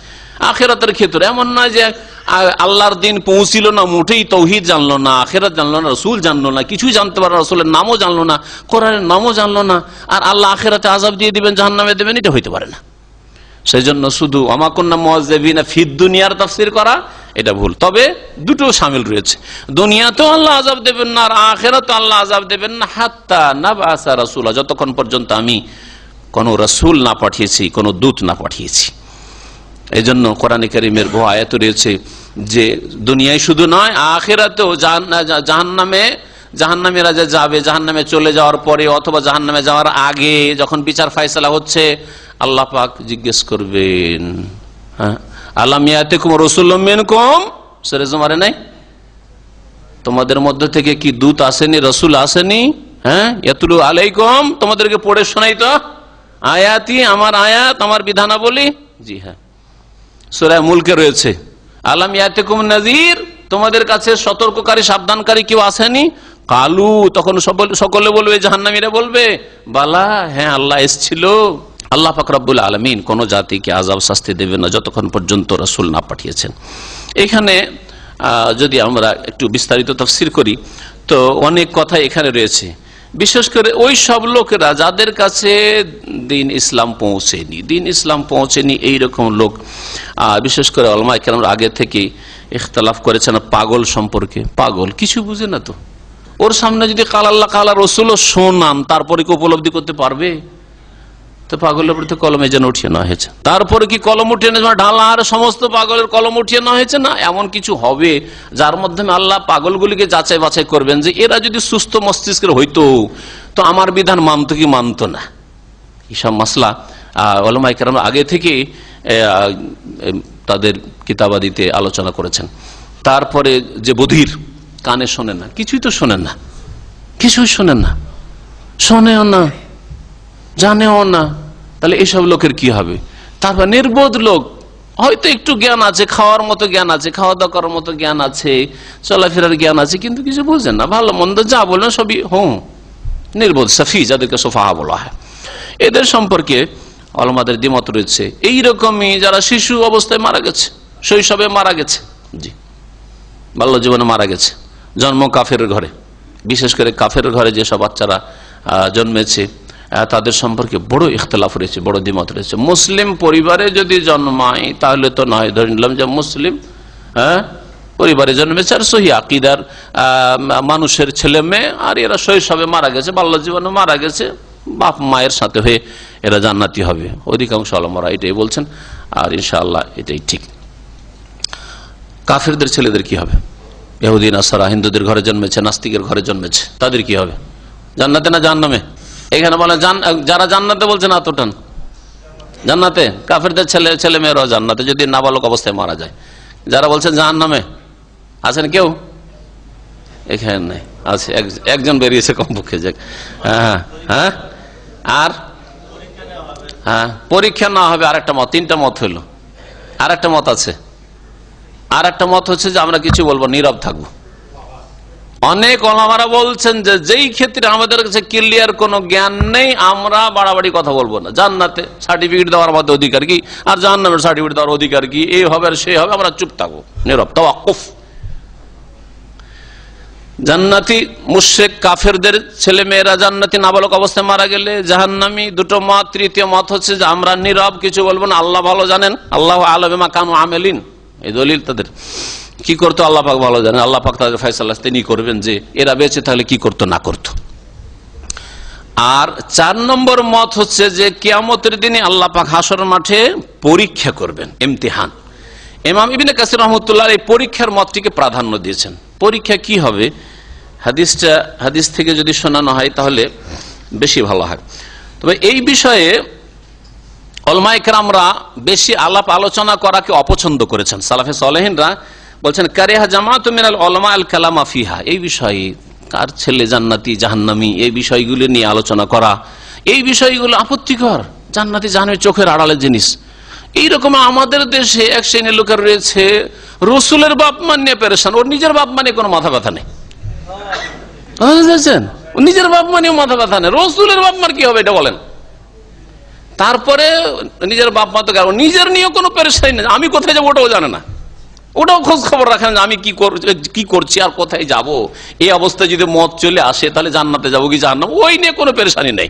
নিজের চরকায় মোটেই তেল দেয় না, দুনিয়ার ক্ষেত্রে টাকা পয়সার ক্ষেত্রে নিজের চরকায় তেল দেয়, ইনকাম করে বেতনটা নিজের পকেটে ঢুকায়, কখনো বাপের পকেটে ঢুকায় না, কখন আবার নিজের ভাইয়ের পেটে ঢুকায় না। যাক আমার ওস্তাদ মানুষ, ওনার পকেটে বেতনটা ঢুকাই দিয়ে, আছে কেউ নাকি? হ্যাঁ আছে কেউ? হ্যাঁ দিয়েছেন আজ পর্যন্ত? হ্যাঁ দুনিয়ার ক্ষেত্রে, পয়সার ক্ষেত্রে, দুনিয়ার যেগুলি স্বার্থ সেই সব ক্ষেত্রে সমস্ত কিছু আপনার পকেটে যাচ্ছে, স্বার্থে যাচ্ছে। আর আমলের ক্ষেত্রে রসুলের বাপ মার কি হবে? রসুলের বাপ মার কি হবে, আর এ কি হবে, সে কি হবে, আপনার নিজেরই হদিস নেই, নিজের খবর নেন, নিজের চরখায় তেল দিন, এটা হচ্ছে প্রবাদ, এটাই শরীয়তে বলা হয়েছে। নিজের জন্য ব্যস্ত হন, আমার কি দশা হবে, নফসি নফসি কিয়ামতের দিন করবেন, এখন নফসি নফসি করেন আমলের ক্ষেত্রে, আমার হায় আল্লাহ এই অবস্থায় মত আসলে কি হবে, তওবা করি দ্রুত। তো এই জন্য এইসব বিষয়গুলি না বলে ভালো। নবী করিম সাল্লাল্লাহু আলাইহি ওয়াসাল্লামের বাপ মা কি হবে না হবে নবী করিম সাল্লাল্লাহু আলাইহি ওয়াসাল্লাম নিজেই বলেছেন, সেটা হয় বিশ্বাস করেন আপনি, এটা আপনার জন্য ইমানের সালামতি, আপনার ইমান হেফাজত থাকবে যে নবী করিম সাল্লাল্লাহু আলাইহি ওয়াসাল্লাম বলেছেন ইন্না আবি ওয়া আবাকা ফিন্নার, সেই হাদিস। আর যদি আপনি এগুলো জানার প্রয়োজন না মনে করেন, বলেন আল্লাহ আলাম, তাতেও কোনো দোষ নেই, আল্লাহই ভালো জানেন, আল্লাহই ভালো জানেন। কিন্তু আপনার মাথার ব্যথা। আর একটা মজার কথা কি জানেন, ওরা আসলে আলেমদেরকে পরীক্ষা করতে চায় যে এই আলেম আমাদের না অন্যদের। যদি বলে নবীর বাপ জান্নাতি, তাহলে আমাদের হুজুর আছে, আর যদি নবীর বাপকে জাহান্নামী বলে দেয়, তাহলে এর কথা নেওয়া যাবে না, এর নামাজও নিব না, রোজাও নিব না, জাকাতও নিব না, হজও নিব না, মাসলা মাসাইলও না, ফতুয়াও নেব না, এই হচ্ছে ওয়াহাবি। কথা বুঝতে পারছেন? জি, এইটা হচ্ছে আসল উদ্দেশ্য। আর আজকে মদিনা থেকে পাশ করা আমার 22 বছর হয়ে যাচ্ছে। ওই তারপর থেকে, আর তার আগেও তো দাওয়াতের কাজ করেছি, বিশেষ করে সৌদি আরবে, যেখানে প্রথম দিন যেতাম যে হুজুর মিলাদটা সুন্নাত না জায়েজ না না জায়েজ, সুন্নাত না বিদআত, এটা প্রশ্ন। নিয়ত পড়া যাবে কি যাবে না, শবে বরাত করা যাবে কি যাবে না, এই কয়েকটা প্রশ্ন। তখন থেকে বুঝতে পেরেছি এ পরীক্ষা করতে চায় যে হুজুর আমাদের না অন্যদের, এই হুজুর আমাদের হুজুর না অন্যদের হুজুর। আমাদের হুজুর হলে কি বলা, মানে হুজুরে কি বলা বলবো, আর অন্যদের হলে সামান্য মূল্য নেই এর। নিজের যদি হুজুর হয় আর শিরক বিদআতের শিক্ষা দেয়, তো হুজুরে কি বলা। আর যদি কোরআনে বলতে কাল আল্লাহ কাল রসুলের শিক্ষা দেয়, তোর সামান্যতম মূল্য নেই ওর কাছে। বড় আফসোসের কথা। যার ফলে ওখানে দায়ী যারা দাওয়াতি কাজ, বড় হিকমত অবলম্বন করতে হবে। আর গায়ের ঝাল আপনি নামিয়ে দেবেন, শরীরকে ঠান্ডা করে নেবেন, যা কিছু বলার ঝেড়ে নিলেন, মনটা ভরে নিলেন না, এরকম কখনো করবেন না। বলার একটা সুযোগ পেয়েছি, যখন মিলাদের কথা জিজ্ঞাসা করেছে, মিলাদ বিদআত, আর সব বিদআতীরা, আর কুল্লু বিদআতিন দালালা কুল্লু দালালাতিন ফিন্নার, হাদিস শুনিয়ে চলে আসলেন, হেকমতের কাজ করলেন, হাদিসই তো শোনাইলেন, কিন্তু কাজটা কি হেকমতের করলেন আপনি? প্রথম দিন গিয়ে জাহান্নামে পৌঁছে দিয়ে চলে আসলেন ওদেরকে। আরে জাহান্নাম থেকে রক্ষা করার চেষ্টা করেন বেচারাদেরকে, হ্যাঁ, মিসকিন, অসহায়, সব মূর্খ। তখন বড় হিকমত অবলম্বন করতে হয়। মিলাদের আগে অনেক কিছু জানার প্রয়োজন রয়েছে, এইভাবে আপনি তখন যাবেন। আজকে প্রথমখানে এসছি, ইলমের গুরুত্ব হয়ে যায়, তৌহিদ দিয়ে শুরু করতে হবে, ওর গুরুত্ব হয়ে যায়। তৌহিদের ফজিলত আমরা জানি, লা ইলাহা ইল্লাল্লাহর ফজিলত জানি, রাসূলুল্লাহ সাল্লাল্লাহু আলাইহি ওয়াসাল্লাম মহব্বত কেমন হওয়া উচিত, মহব্বত রসুল, এর ফজিলত জানি, এর গুরুত্ব জানি, মহব্বত রসুলের জাবেতা জওয়াবেত কি, ওর কি নীতিমালা রয়েছে, সেই নীতিমালাগুলি জানি, মহব্বত রসুলের লক্ষণ রয়েছে, শর্তাবলী রয়েছে, দাবি রয়েছে, মুক্তাজা দাবিগুলি জানি, যে রসুলের মহব্বত করেন তোর দাবিটা কি, ইত্যাদি। এই দিয়ে ধীরে ধীরে টানতে টানতে টানতে একটু যখন আস্থা জন্মিবে, তখন আপনার সব কথা কবুল করবে। একজন আরবি আমার সেই কালে দেখা, বলছে দেখো বিদাতি সব কথাই কিন্তু কবুল করবে, কিন্তু প্রথম তোমাকে তার অন্তরে জায়গা একটু করে নিতে হবে। যতক্ষণ অন্তরে জায়গা না দিতে পেরেছে কোনো কথাই মানবে না। এই জন্য আপনি গ্রামে যাবেন, আপনার শহরে যাবেন, আপনার এলাকায় যাবেন, আপনি আগে ওই সমাজে একটু জায়গা করার চেষ্টা করেন। আমি একটা প্লেস দিকে আমাকে বসার মতো, তার অন্তরে বসাক আমাকে, জানা কথাগুলি যেগুলো বলছে যুক্তিসঙ্গত, হ্যাঁ, আক্রমণ করা নয়, হ্যাঁ, তারপরে শক্ত ভাষায় নয়, আর তারপরে এমন ভাবে বলবেন না যে আজকে বলার সুযোগ পেয়ে সব বলিনি।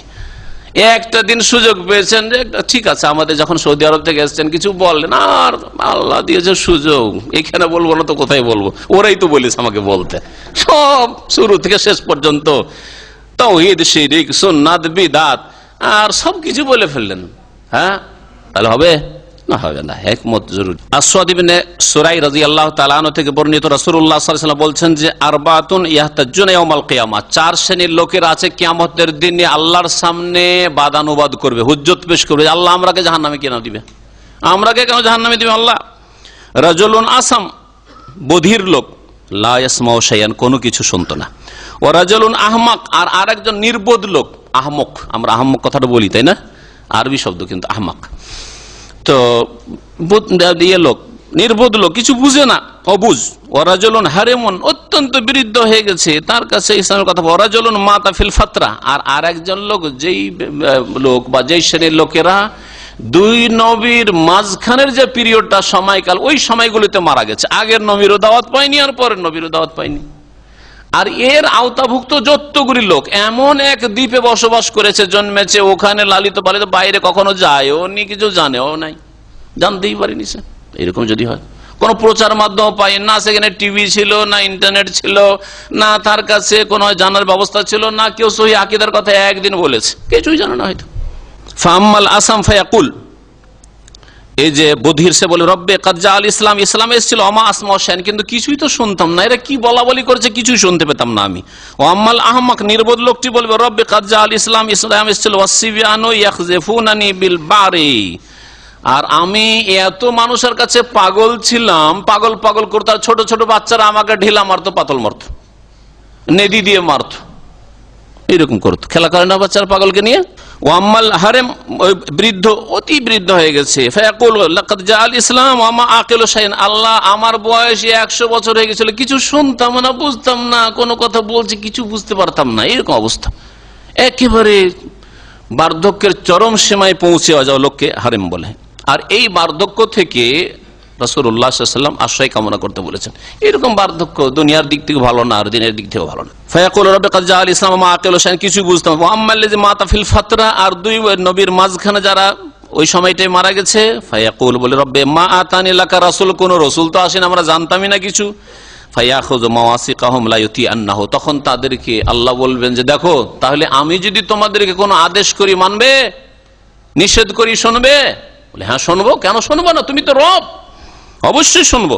ফায়ুরসিলু ইলাইহিম আন ইদখুলুন নার, তারপরে আল্লাহ একজন দূত পাঠাবে, রাসূল।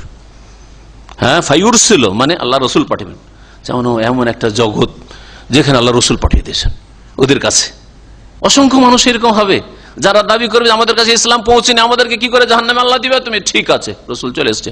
আসার পরে কি বলবে সে? ফায়ুরসিলু ইলাইহিম আন ইদখুলুন নার, আসার পরে ওই রাসূল এসে, দূত এসে বলবে যে দেখো, আল্লাহর নির্দেশ যে তোমরা এই আগুনে ঝাঁপ দাও। সুবহানাল্লাহ। জাহান্নাম থেকে বাঁচার জন্য হুজ্জত পেশ করছে, বাদানুবাদ করছে আল্লাহর সাথে, হ্যাঁ, বাকবিতণ্ডা, যে আল্লাহ কেন জাহান্নামে দিবে? আরে দূত এসে বলছে যে আল্লাহ বলছেন যে আগুনে ঝাঁপ দাও, আগুনে ঝাঁপ দিতে বলবে। বলছেন যে ফাওয়াল্লাযী নাফসু মুহাম্মাদিন বিয়াদিহি, আল্লাহর শপথ করে বলছি যার হাতে মুহাম্মদ সাল্লাল্লাহু আলাইহি সাল্লামের প্রাণ রয়েছে, লাউ দাখালুহা লাকানাত আলাইহিম বারদাও ওয়া সালামা। নবী সাল্লাল্লাহু আলাইহি ওয়াসাল্লাম বলছেন আল্লাহর কসম করে বলছি, যার হাতে মুহাম্মদের প্রাণ রয়েছে, যদি তারা ওই দূতের কথা শুনে আগুনে ঝাঁপ দিয়ে দিত, পড়ে যেত, তাহলে লাকানাত আলাইহিম বারদাও ওয়া সালামা, তো তাদের জন্য সেই আগুন শীতল হয়ে যেত আর তাদেরকে নিরাপদ রাখতো, কোনো ক্ষতি হতো না, আর তাদেরকে জান্নাতে আল্লাহ পাক দিয়ে দিতেন, যা আদেশ শুনেছে। তাহলে এই লোকদের পরীক্ষা হয়ে গেল যে দুনিয়ার রাসূল যদি তাদের কাছে গিয়ে বলতো কুলু লা ইলাহা ইল্লাল্লাহ, লা ইলাহা ইল্লাল্লাহ বলো, আকিমুস সালাহ আতুজ যাকাত, যদি বলতো কুতিবা আলাইকুমুস সিয়াম, তারা শুনতো, তাহলে এরা জান্নাতে যাবে। আর যদি বলে না, যে আগুন থেকে পালায়নের জন্য আল্লাহর সামনে বাদানুবাদ করছে আর সেই আগুনে ঝাঁপ দিতে বলছে, তোমার কথা শুনবো না, আমি তোমার কথা শুনবো না, তাহলে জাহান্নামী হবে। ইমতিহান, এই ইমতিহান এই হাদিসের ভিত্তিতে, এই হাদিস সহিহ, এই হাদিসের ভিত্তিতে একদল ওলামারা বলছেন, তাদের একজন ইমাম ইবনে কাসির রাহমাতুল্লাহ আলাইহি, তাফসীর ইবনে কাসিরের লেখক, বলছেন যে আল্লাহ পাক আখিরাতে পরীক্ষা করবেন এইসব লোকদেরকে, ওই কাফেরদের সন্তানকে আল্লাহ পরীক্ষা করবেন, এইভাবে আল্লাহ পাক পরীক্ষা করবেন। আল্লাহু আলাম। এক দুটি আয়াত আরো দেখা যায়। আল্লাহ পাক রব্বুল আলামিন তারপরে বলছেন ওয়াইজা আরাদনা আন নুহলিকা কারিয়াহ, আমি যখন কোন জনপদকে ধ্বংস করতে চাই, কারিয়া জনপদকে মানে জনপদের অধিবাসীদেরকে, বহু জায়গায় কোরআনে আল্লাহ কারিয়া বলেছেন, মানে আহলা কারিয়া, হ্যাঁ, জনপদের কোন বস্তির অধিবাসীদেরকে, আসহাবা কারিয়া। কোন দেশের লোকদেরকে আল্লাহ যখন ধ্বংস করতে চান, তখন কি করেন আল্লাহ পাক? আল্লাহর সৃষ্টিগত নীতিমালা, কোন জাতির উত্থান পতনের ক্ষেত্রে, পতনের আগে কি হয় বলছেন, আমার নাম উতরাফিহা ফাফাসাকু ফিহা, আমি নির্দেশ করি সেখানকার সচ্ছল সুখী ব্যক্তিদেরকে, তারাফ মানে ভোগবিলাসের জীবন, আর তারাফ থেকে হচ্ছে মুত্রাফুন, মুত্রাফুন মানে যারা ভোগবিলাসী, সেখানকার ভোগবিলাসী সুখীদেরকে, যারা সুখে স্বাচ্ছন্দ্য থাকে, তাদেরকে আল্লাহ পাক নির্দেশ দেন নির্দেশ দেন। কি নির্দেশ দেন বলা হয়নি। ফাফাসাকু ফিহা, অতঃপর তারা পাপাচারে লিপ্ত হয়ে যায়। বাহ্যিক মনে হচ্ছে আল্লাহ তাদেরকে পাপের নির্দেশ দেন। পাপের কি নির্দেশ দিয়েছেন আল্লাহ কোথাও? হ্যাঁ, যেই জাতি ধ্বংস হয় সেই জাতিকে কখন আল্লাহ পাপের নির্দেশ দিয়েছেন? কি দেন নাই। তাহলে এইরকম বাহ্যিক অর্থ করলে তো অর্থ উল্টে যায়। কেমন কথা হইলো যে আল্লাহ তাদেরকে নির্দেশ দেন, যারা সেখানকার সুখী লোক তখন তারা পাপাচারে লিপ্ত হয়ে যায়, পাপী হয়ে পড়ে, অন্যায় কাজে জড়িয়ে পড়ে। অন্যায় কাজ যখন খুব বৃদ্ধি পেয়ে যায়, ফাহাক্কা আলাইহাল কওল, তখন তাদের ওপর আল্লাহ পাকের শাস্তির বাণীর বাস্তবায়ন হয়। আল্লাহ পাকের শাস্তির বাণী নাই সঙ্গত হয়ে যায়। হাক্কা মানে নাই সঙ্গত বলতে পারে, নাই সঙ্গত হয়ে যায়। তখন শাস্তি দেওয়া নাই সঙ্গত, যুক্তিযুক্ত হয়। কারণ তারা পাপ করেছে, আদা খেয়েছে, সাত পাবে। ফাহাক্কা আলাইহাল কওল ফাদাম্মারনাহা তাদমীরা, অতঃপর আল্লাহ পাক বলছেন আমি আল্লাহ তখন সেই জাতিকে বিধ্বস্ত করে দিই, সেই জনপদকে বিধ্বস্ত করে দিই, সমূলে বিনাশ করে দিই, ধ্বংস করে দেন। এখন এই আয়াতের তাফসীর কি? আয়াতের তাফসীর সম্পর্কে উলামায়ে কেরামদের কয়েকটি মত রয়েছে। আমারনা মুতরাফিহা ফাফাসাকু ফিহা, আল্লাহ পাক নির্দেশ দেন সেখানকার সুখীদেরকে, কারণ সুখীদের নেতৃত্ব চলে সমাজে। গ্রামের পয়সাওয়ালা সচ্ছল আর নেতৃস্থানীয় ব্যক্তি যদি হেদায়েত হয়ে যায় তো বাকি গরিব দুঃখী যেগুলো আছে একটিও বেদিন থাকবে না, একটিও পাপী থাকবে না, একটিও বেনামাজি থাকতে পারবে না। পারবে? গ্রামের বিচার সালিশগুলি কারা করে? যার ঘরে পয়সা আছে আর যার কাছে নেতৃত্ব আছে, ঠিক না? এরাই সমাজের ধারক বাহক, এরাই তো। সমাজের ধারক বাহকরা যখন পাপাচারে লিপ্ত হয়ে যায় তখন আল্লাহ ওই দেশকে ধ্বংস করেন। আল্লাহ পাক বলছেন যে আমার নাম উতরাফিহা, সেখানকার সচ্ছল নেতৃস্থানীয় ব্যক্তি সুখীদেরকে, ভোগবিলাসীদেরকে আল্লাহ নির্দেশ দেন। কিসের নির্দেশ দেন? একটি মত হচ্ছে যে এই নির্দেশ হচ্ছে সৃষ্টিগত নির্দেশ। এটা বোঝার জন্য একটু মন দিয়ে শুনতে হবে। আল্লাহ পাকের নির্দেশ হচ্ছে দুই রকম। একটা হচ্ছে আমরান শারঈ, শরীয়তগত নির্দেশ। শরীয়তের বিধিবিধানের নির্দেশ হচ্ছে কোরআন হাদিসের আদেশ নিষেধ। কোরআন এবং হাদিসে, আয়াতে এবং হাদিসে যে আদেশ নিষেধগুলি রয়েছে এগুলো হচ্ছে আমরে শারঈ, শরীয়তি নির্দেশ আল্লাহ পাকের, তাই না? আল্লাহ শরীয়তে কি বলেছেন? আকিমুসসালাহ, উদাহরণস্বরূপ নামাজ কায়েম করো, তাই না? ওয়াবুদু রাব্বাকুম, রবের ইবাদত করো, ওয়াবুদুল্লাহ ওয়ালা তুশরিকু বিহি শাইআ, এগুলো হচ্ছে আমরে শারঈ, শরীয়তগত নির্দেশ। আর আল্লাহ পাকের আর একটা নির্দেশ রয়েছে, সেটা হচ্ছে আমরান কাদরিয়ান বা কৌনিয়ান, সৃষ্টিগত নির্দেশ। শরীয়তগত নির্দেশ নয়। কি নির্দেশ? সৃষ্টিগত নির্দেশ। সৃষ্টিগত নির্দেশ হচ্ছে ইন্নামা আমরুহু ইযা আরাদা শাইআন আন ইয়াকুলা লাহু কুন, হও। এই যে হও, এটা কিসের নির্দেশ? হ্যাঁ, সৃষ্টিগত নির্দেশ। ধ্বংস হও, সুখে থাকো, হেফাজতে থাকো। কোন কোন সালেমান ইয়া নারু কুনি বারদাম ওয়া সালামান আলা ইব্রাহিম, এটা কোন নির্দেশ? আগুনের ওপর ছিল, সৃষ্টিগত নির্দেশ। হে আগুন, তোমার মধ্যে সৃষ্টিগত গুণ রেখেছে, জ্বালিয়ে দাও, কিন্তু তুমি জ্বালাতে পারবে না। কোনই বারদা, ঠান্ডা হয়ে যাও। ওয়া সালামান আলা ইব্রাহিম, নিরাপদ হোক ইব্রাহিমকে, তাই না? সৃষ্টিগত নির্দেশ। সৃষ্টিগত নির্দেশ কি? সেটা হচ্ছে আল্লাহ পাক সেই জাতির ভাগ্যে নির্ধারণ করেন যে তোমরা পাপ করবে এখন।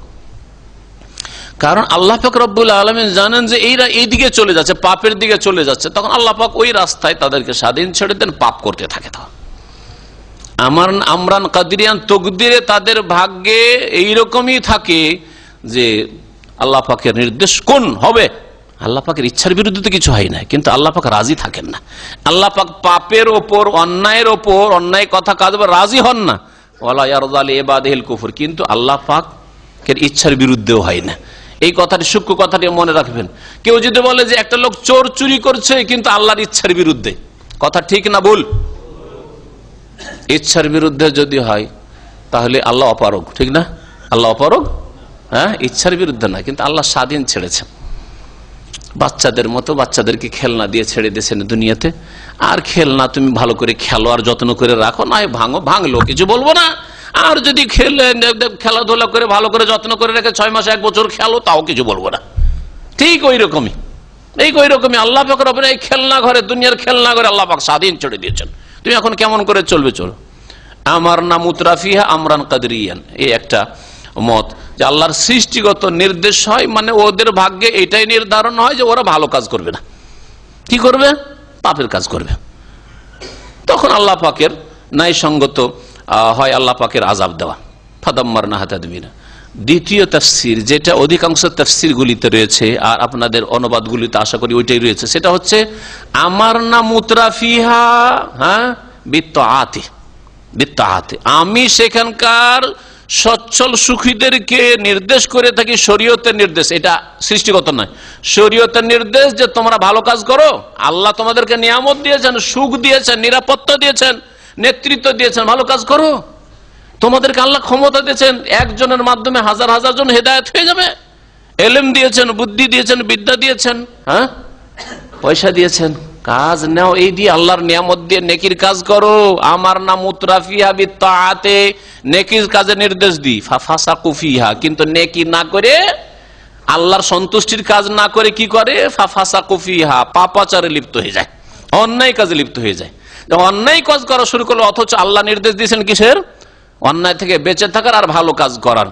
ফাহাক্কা আলাইহাল কাউলু ফাদাম্মারনাহা তাদমীরা, তখন আল্লাহ পাক রব্বুল আলামিনের ন্যায়সঙ্গত শাস্তি দেওয়া হয়ে যায়। হচ্ছে আল্লাহ দেখার জন্য যথেষ্ট, লক্ষ্য রাখার জন্য আর খবর রাখার জন্য আল্লাহ যথেষ্ট। আল্লাহ পাক একটা প্রমাণ প্রুফ পেশ করার জন্য আমল নামার ব্যবস্থা করেছেন আর ফেরেশতারা লিখছেন, নাহলে এর কোনো প্রয়োজনই নেই আল্লাহ পাক রব্বুল আলামিনের কাছে।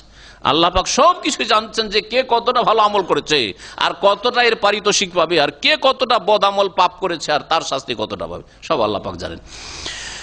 তো আজকে এখানেই আমার তাফসীর শেষ করছি। আল্লাহ পাক রব্বুল আলামিন যদি আবার হায়াত রাখেন তো মুলাকাত বাকি, আর আবার তাফসীর আপনাদের শুরু হবে ইনশাআল্লাহ তাআলা। তারপরে আর তার সাথে সাথে সময় মনে হয় শেষের দিকে, বেশি নেই, আজান হয়ে যাবে, এই জন্য বেশি কথা লম্বা করছি না।